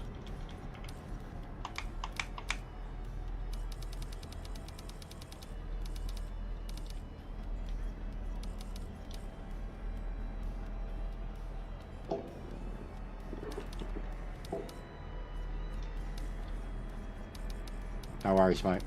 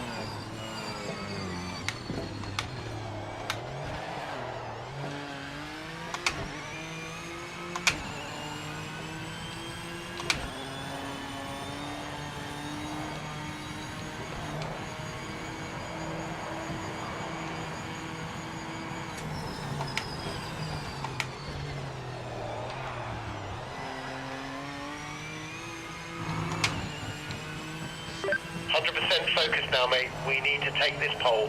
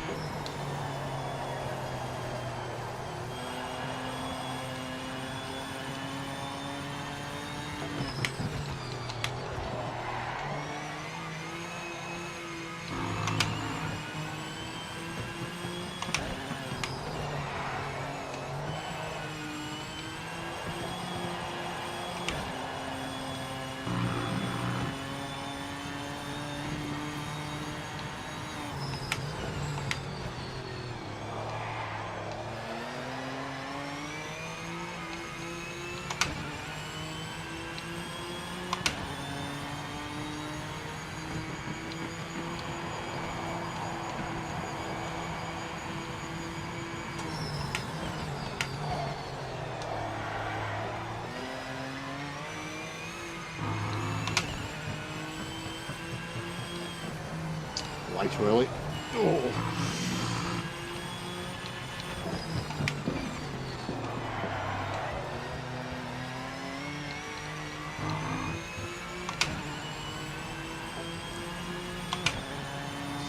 You just pumped in the fastest lap.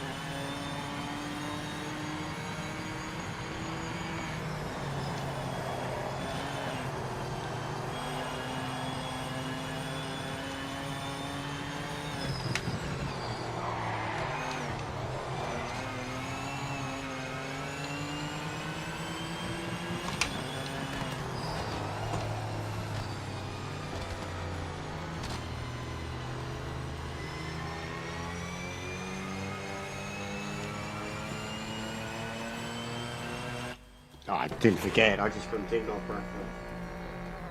it. Not in historian mode right now. Haven't watched an F1 doco in a little while.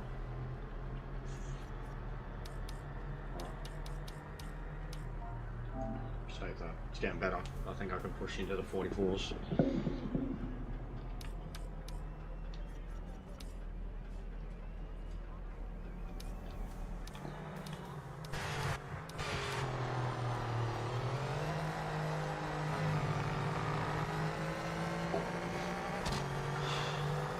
3.5 hours. It's so quiet, guys. A few more watching now, but it's just... It's at that point where, like, literally, as an Aussie, we're just fucked anytime we stream this game.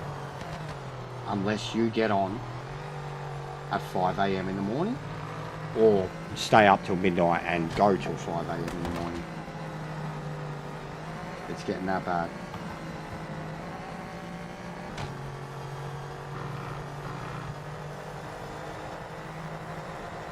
But don't let my fear-mongering scare you.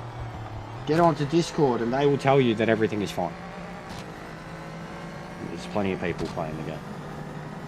You're just playing at the wrong time or live in the wrong part of the world.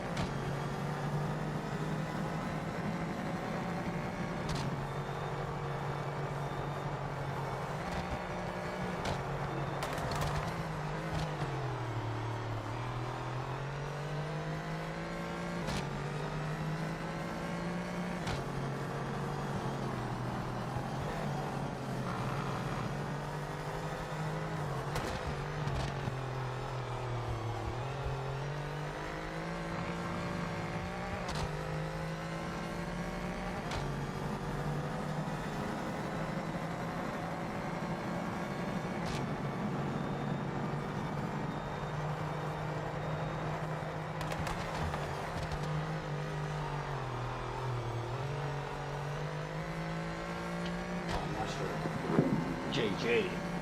Get all your shit jokes up.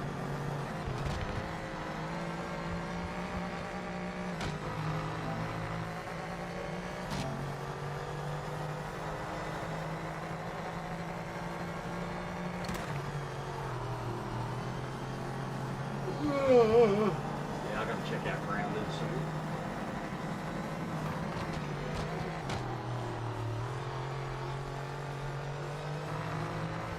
A lot of mates are grabbing Warhammer. My brother grabbed it too.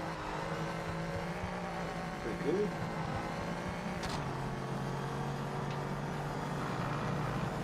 It's already picking me up a few subs too.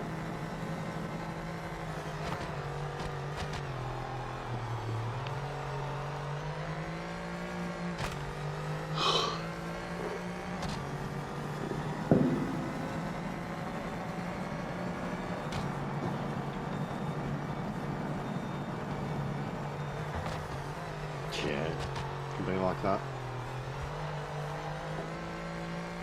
Internet outages are the worst. And if you've got power, like you can have no power and still have internet, but no internet, the worst.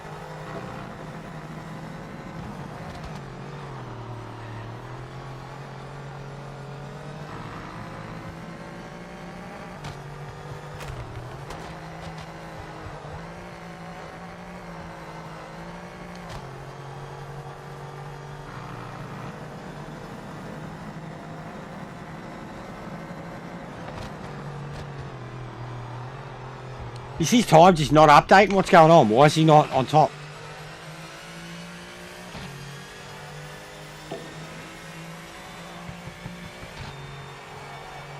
Oh, fuck.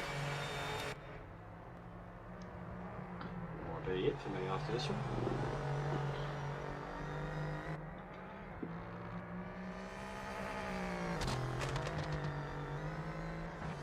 Oh, yeet.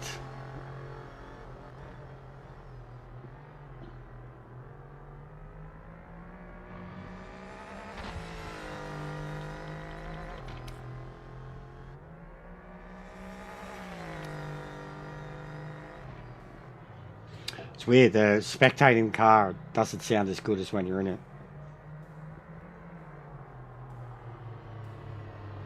It's actually an alright sounding car.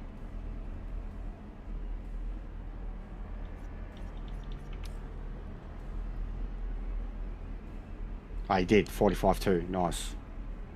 Look at that, look how close that is. I'll screen that for now.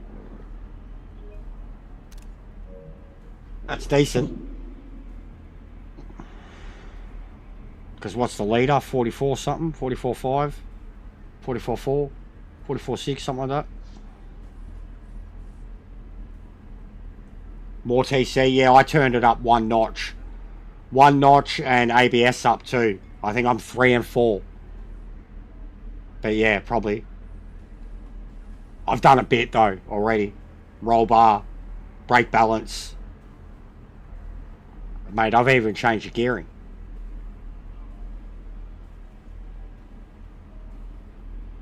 But yeah, I won't lodge it yet.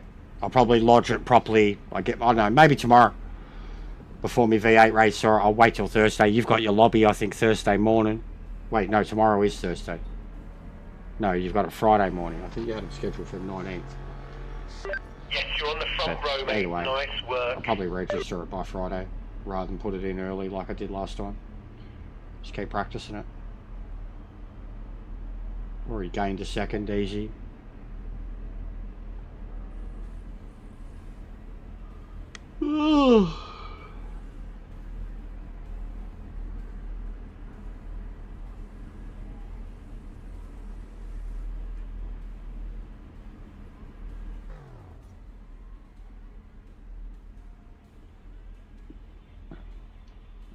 No worries, mate.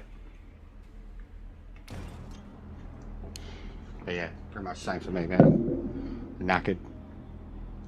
I need constant stimulation in these to keep going.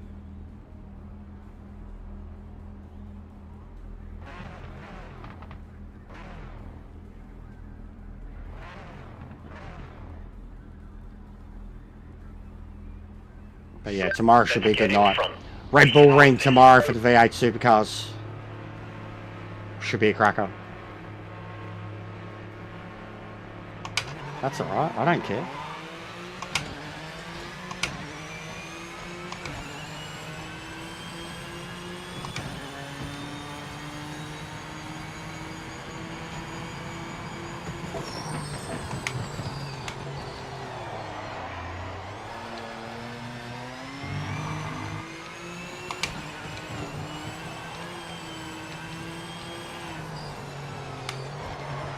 Not doing that too, I'm getting nowhere near that corner.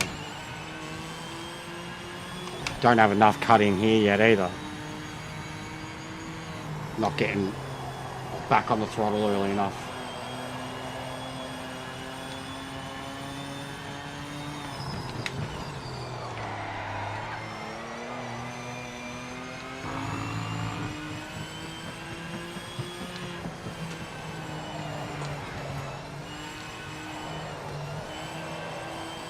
Horrible.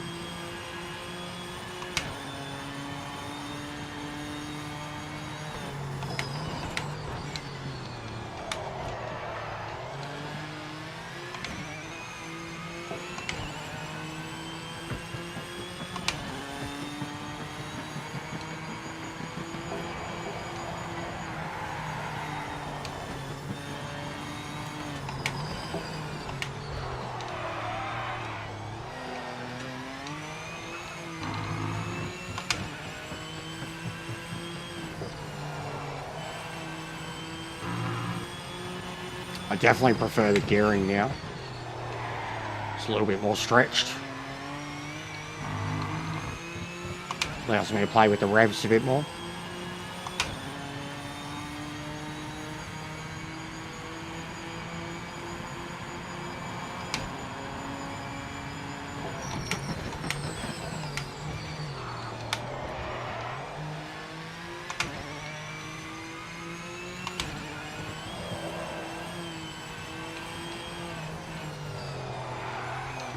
Yeah, like that. That's the turn.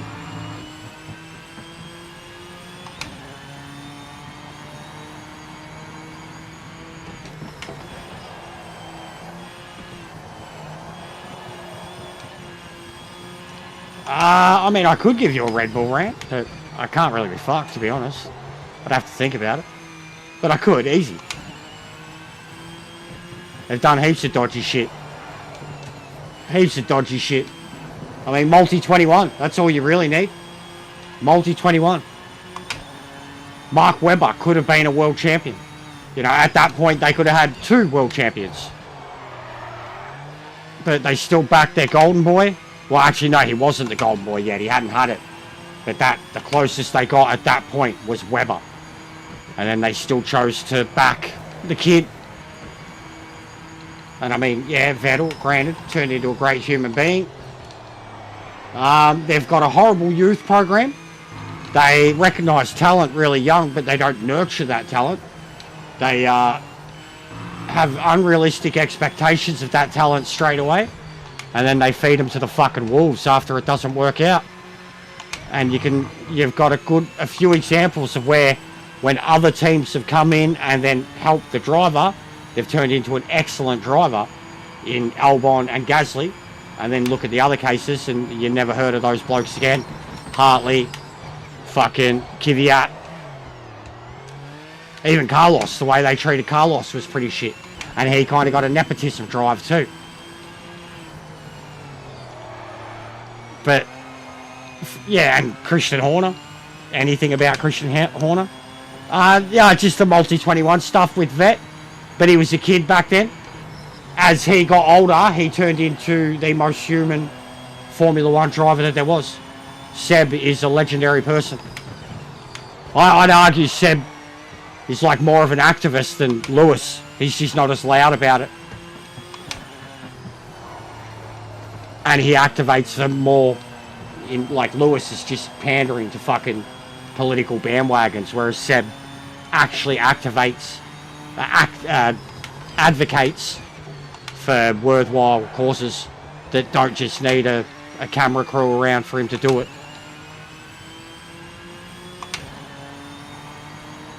Because Lewis's pandering really gets obnoxious.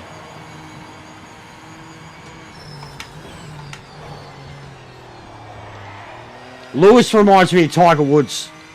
Whitest black guy ever. Constantly has to tell us how hard he had it though. And the man's lived a middle class life his whole fucking life. Tiger Woods was exactly the same. Then even the Williams kids, their dad was probably more of a struggler than Woods and Hamilton's. But it's always the same fucking story. It shits me to tears.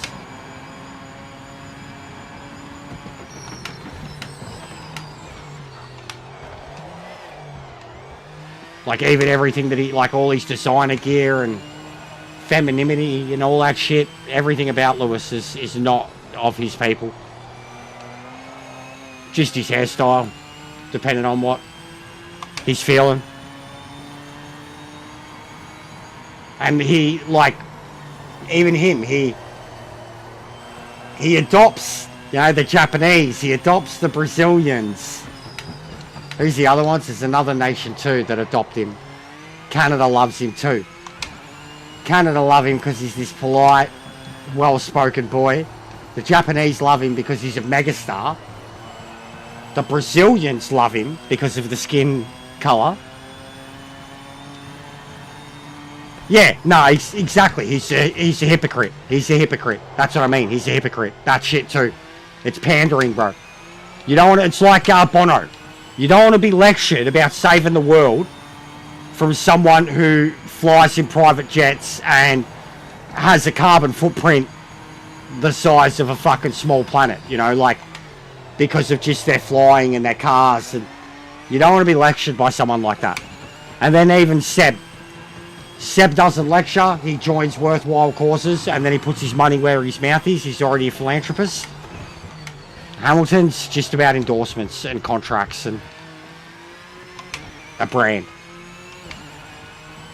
Like, he's a great human too. Like, I'm not completely belittling what he does. But I think that a lot of it is pandering. Politically correct, posterized, fake version of reality.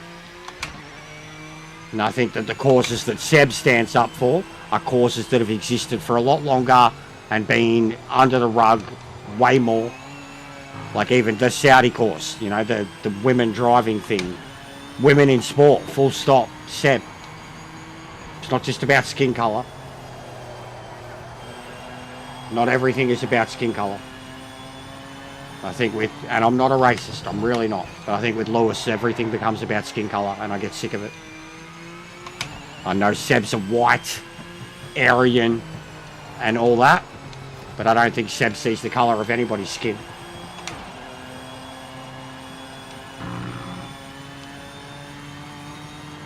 Yeah, he did, yeah.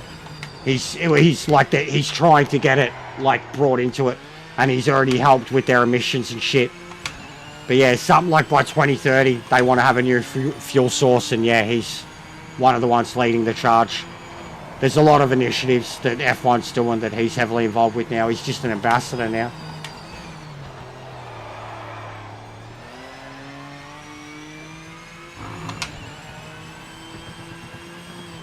And the bees thing, like the bees thing that he was doing at, what was it, Suzuka? I think Suzuka? They had the bees set up. Like that's another, such a Seb thing, being a beekeeper.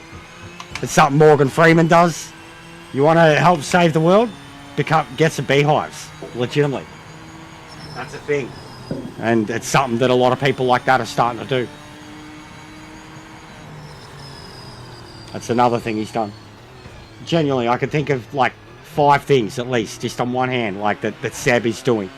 That is about gender equality, pay, human rights, saving the world legitimately, and yeah, being more economical in the future. Greenhouse, shit like that. He's heavily involved.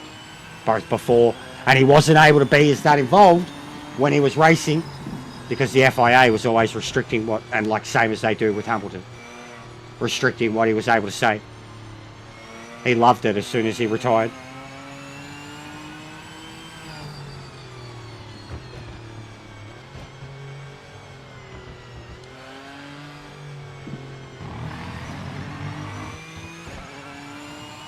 Yeah, Lewis and his lectures, it's a bit much. He's lived a life of luxury since he was 19 years old. P1, top job. The sponsors will be very happy with that. Makes himself look like a gangster, and then he's anything but. And then he tries to appeal to the people, and he's anything but. No worries, bro. I think it's me too.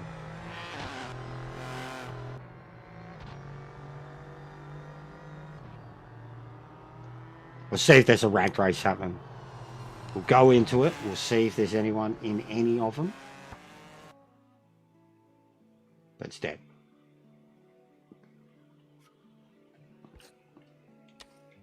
Three lobbies with a total of 4 people. Fucking Jack posted the best short. He like checked ranked, nobody. Checked the customs, nobody. And he's got this short. It's like, where the fuck did everyone go? Yeah, nothing. Look at that. 2 races in 5 seconds. 2 people in a GT3, 1 in a JP2. Oof, bro. Oof.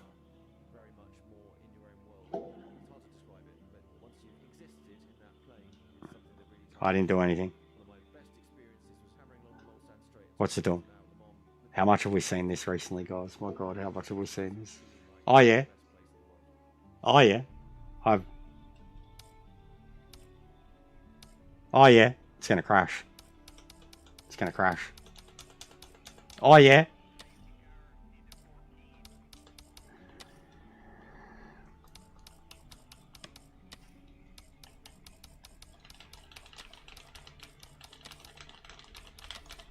What if we force it?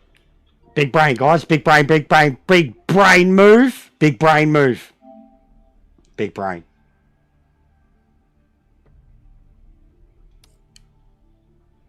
Yeah, we're done.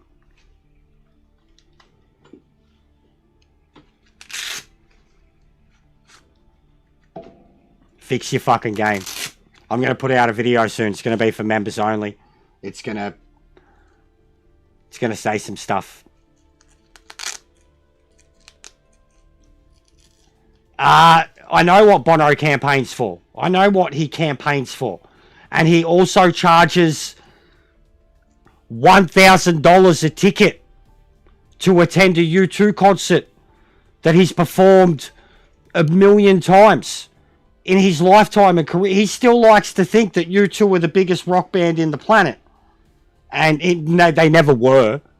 But he likes to think that they are. And charge through the arsehole to see them. And he's got a net worth of about $500 million. And he likes to lecture us about saving the world. And what we should be doing with recycling and our money. As he has a property footprint that probably... You know what I mean? No, I don't give a fuck what Bono says. He wears glasses inside. He's 70. And he wears fucking sunglasses inside and lectures us about what we should be doing with our rubbish and what we eat and what we drink and how we spend our money. And he's telling us, begging us to donate to lesser causes. The dude has $500 million on his own. Not just you two, him. fuck off with your lectures. Use your money. Do a Bill Gates. Bill Gates. I'll take Bill Gates' lectures.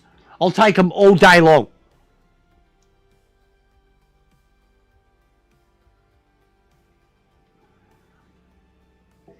I'm not even going to go into the spear thing, but the spear thing, yeah, that was a joke. But no, you two, fuck you two. Honestly, Art, sorry, mate. I'm not trying. Fuck you two. Fuck Bono. Fuck Bono. South Park. Go watch the episode with Bono. And I already had that. That picture of him in my head before they did that episode. He's been in multiple episodes. That's how much of a fucking detestable prick he is. Like, Bono is a pretentious fuck. So many of them. Alright, you want to know what was the best example too? Bono was in on this too. Bono was in on this. You remember during COVID when they did the Imagine All the People video? And you had like Gal Gadot and Ryan Reynolds and fucking The Rock and fucking Bono telling everyone to fucking relax and calm down as they were in their palaces, filming on their fucking Apple phones, making their generational video of Imagine. Oh, it was gay. You remember that? Do you remember that? That's Bono. That's Bono. I don't need to fucking hear that. None of us need to hear that. And anybody that, like, listens to it and thinks he's actually doing something is falling for the PR. Like, literally any charity is a scam. Too. Like that. Yeah, with Aaron Paul in character too, yeah. Like, come on, guys. Wake up. Bono, alright, good musician. I'll give him that. I'll give you two that. Good band. I'll give him that. They were a good band in 1987. They are overrated, man. They're very overrated. I think they're very overrated. I agree. I absolutely agree. They got hits, but again, just go watch the South Park episode. Bono's appearance when he shows up, and it's and it's all lights and elevation. Oh, whatever, Art. The fact checking, who cares? It's the same. Fuck, bro. You like Bono, alright, mate. I get it. You like Bono, like Ferrari. I get it, mate. It's okay. We can like things and not like things, mate. You know? Fucking who cares? He's still a giant shit. He's still literally the human record for the largest shit that has ever produced a thought. Bono. The biggest turd in the world. The biggest turd in the world. It's fucking Bono, bro. And I had that like long before South Park, bro. Literally, long before South Park. I was like, fucking stop wearing glasses inside. Stop wearing glasses inside. 100 gear. Sorry, Art. I don't care, mate. I'm not European. I'm not British. I'm not Irish. I don't care about the streets and their no name. I don't care about elevation. I don't care about the stars in the sky and how it's so high and elevate my life. I don't care. I don't care. It was a shit movie too. Tomb Raider. Shit movie. Shit movie. But I legit, like you want look up real philanthropy, guys. Like real philanthropists. Like, and anybody who's got like even like look, Elon Musk just became a fucking trillionaire. He's literally the biggest fucking piece of shit. What he could do with his money. But like real philanthropy. Warren Buffett. Bill Gates. There's probably so many more. What's her name? Aussie chick. Jeannie Pratt. The wife of the bloke who owns Vizzy Recycling. Billionaires.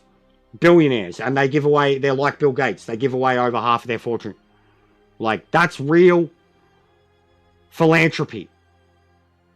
Bono talking about it Bono asking people to donate. Nah, not Gina Reinhart. No fucking way. No fucking way.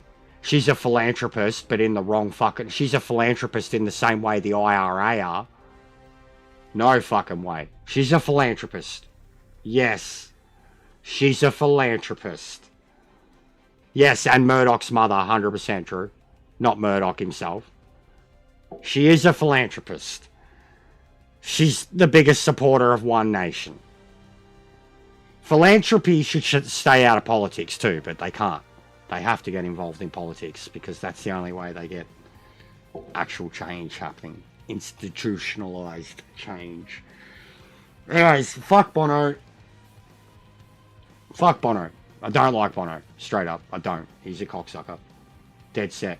Never had a more pretentious, stuck up, save the whales human that lives a completely opposite lifestyle. Like what we were saying with Lewis. But Bono has done it for 40 years and preached. Like John Lennon. Piece of shit. Actual piece of shit. Like John Lennon. Piece of shit. Hypocrite. Billionaire. Adulterer. Wife beater. Shit dad. Shit musician. Piece of shit. And he preached about what we should do with our life. And he was a fucking junkie too. And he preached about what we should do with our lives. Bono's the exact same. Like, people in high castles. It's worse than a politician. At least a politician's on like a genuine, not even genuine. A politician's on like $250,000 wage a year. You know, like some of the most corrupt cunts in the world. Yeah, they get their kickbacks and shit. They still don't get paid anything that these motherfuckers do that think they have a talent or that they're like they've got a standing in the world because they have a talent, because they can sing or drive a car. Like, and they tell you how to make the world better. No. No. No. That's wrong. It's not. Same with the politicians. They're out of touch too. But the fucking millionaire, like the Hollywood, the billionaires, the club owners, the executives, no. No. No. No.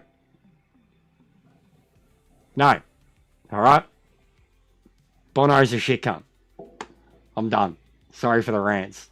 Sorry for the rants. It's the game's fault. Blame the game's fault. Game's dead. No one's on it. They're not doing nothing about it. You guys are talking to me about a lot of shit. Alright? You're basically asking for a fucking a rant about this and a rant about that and a rant about this. Blame the game. Blame fucking Sora. Blame fucking Ian. Blame Rye. Angelina Jolie and Madonna. Yeah, Jolie, 100% in terms of the criticism. Like, fuck off. Fuck off, fuck off. But no, she does things. I'll give her that. She does do things. But also, like, a lot of the things that Angelina Jolie does feels like they're for attention. Like, a lot. But she's given away... They do seem like they live modestly. She's given away... Even Brad Pitt, bro, he's a fucking G. He's done real shit. Angelina Jolie, I don't like her personally. I don't like her attention grabbing. I don't like the patronage saint portrayal of her. I think that she's... Mother Teresa was a pretty shitty person too. What about the people who've benefited from supporting campaigns that cost us nothing other than support them if you wanted to? What do you mean? What do you mean? I don't know what you mean. That's a big question. Madonna, bro. I don't know about Madonna's. I'll look it up. What's Madonna done as a philanthropist? She's adopted some kids. Is Madonna still alive? That was the first thing. Is Madonna a philanthropist? Yes. Okay.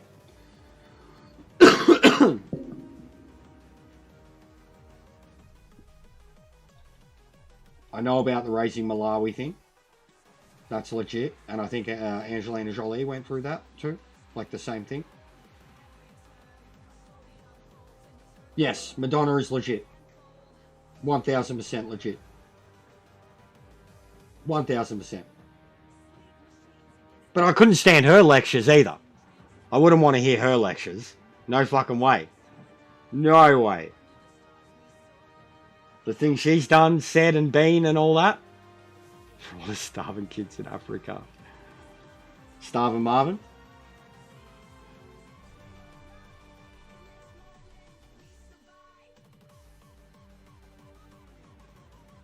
I'll give it to Madonna.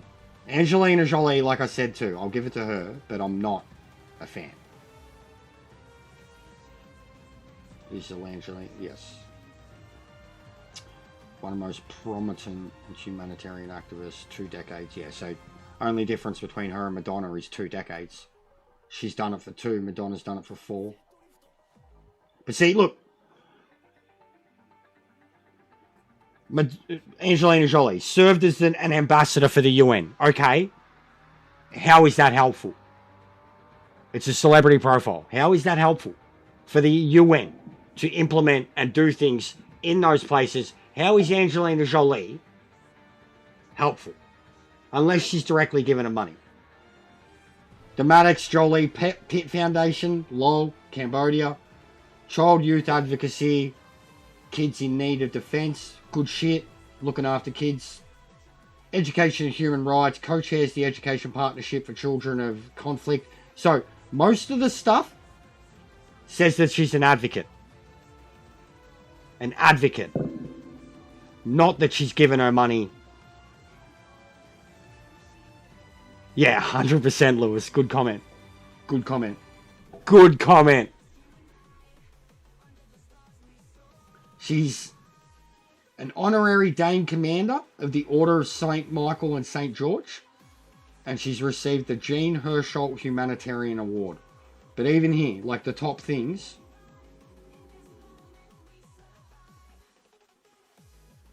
like even founding a charity, like I don't know, it's pretty fucking easy for celebrities to set them up, man. It's a profile thing. Do they put the money in? Are they throwing 50 million at it to start it?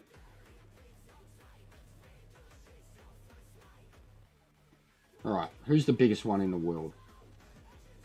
Who is the biggest philanthropist in the world? Warren Buffett or Gates? It's Gates. Warren Buffett. Boom. Fucking sick cunt. Fucking sick cunt. Always has been. Warren Buffett, 68. And this dude's giving away more than half of, it's insane. $68 billion, Warren Buffett, and he won't tell you how to live your life. He won't, and he still drives a piece of shit car. He's a G. Bill Gates, $52 billion, and they've done a lot for Africa. Yeah, I know the Gates stuff. But they've done a lot for Africa. Mackenzie Scott, I know that name. 26 billion. Grassroots, racial equality. Less than 7 years, that's crazy. George Soros, 32 billion, human rights, justice, democracy. Mike Bloomberg, lol. And then an Indian tech magnate, 21 billion to public education and social causes. That's your top 5.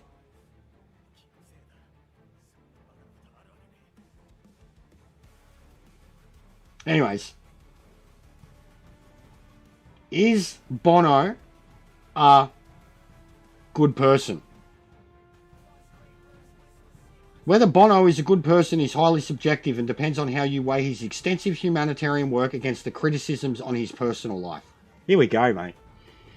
Bono is one of the most politically effective celebrities in modern history. He's dedicated decades to global justice, co-founding organisations like the One Campaign to fight extreme poverty and HIV in Africa. His fundraising and lobbying efforts have saved millions of lives. Those who've met him generally described him as polite, personable, and deeply engaged in ideas. the case to criticism. He's also a polarizing figure. Critics argue his public persona can come across as preachy, self-important, or messiah-anic. He's faced significant backlash for personal tax avoidance. You're just talking about charity work, and this. What did I say? What are all charities based on? Tax. And additionally, some fans and observers find his onstage preaching and carbon footprint hypocritical, considering the environmental impact of worldwide tours. Ultimately, his legacy is complex. He's widely recognised, but undeniable for his undeniable positive impact on global health, while also being viewed as flawed, occasionally out of touch. That's my big thing. Like, that's my big thing. I can still think he's a piece of shit, Art. I can still think he's a piece of shit. He's done good things. He's given away some of his money.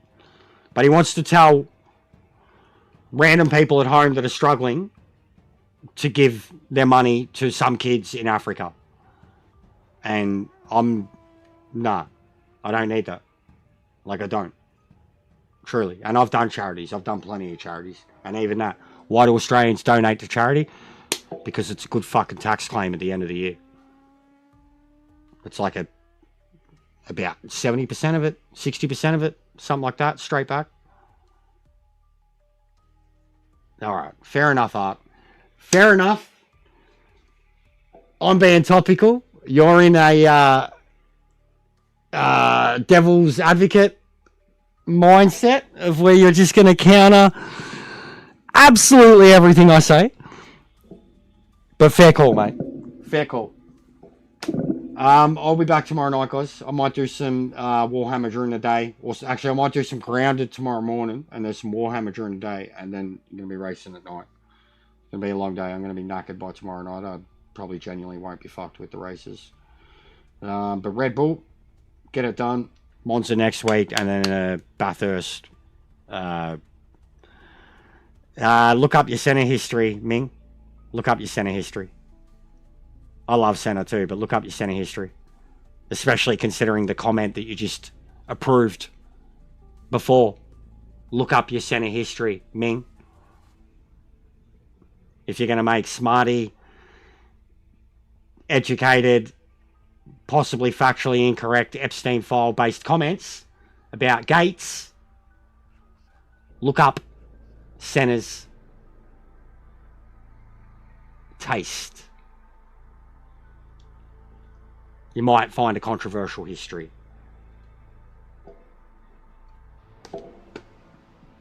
Senna was an amazing person, though. He just liked to fuck little girls. See you guys.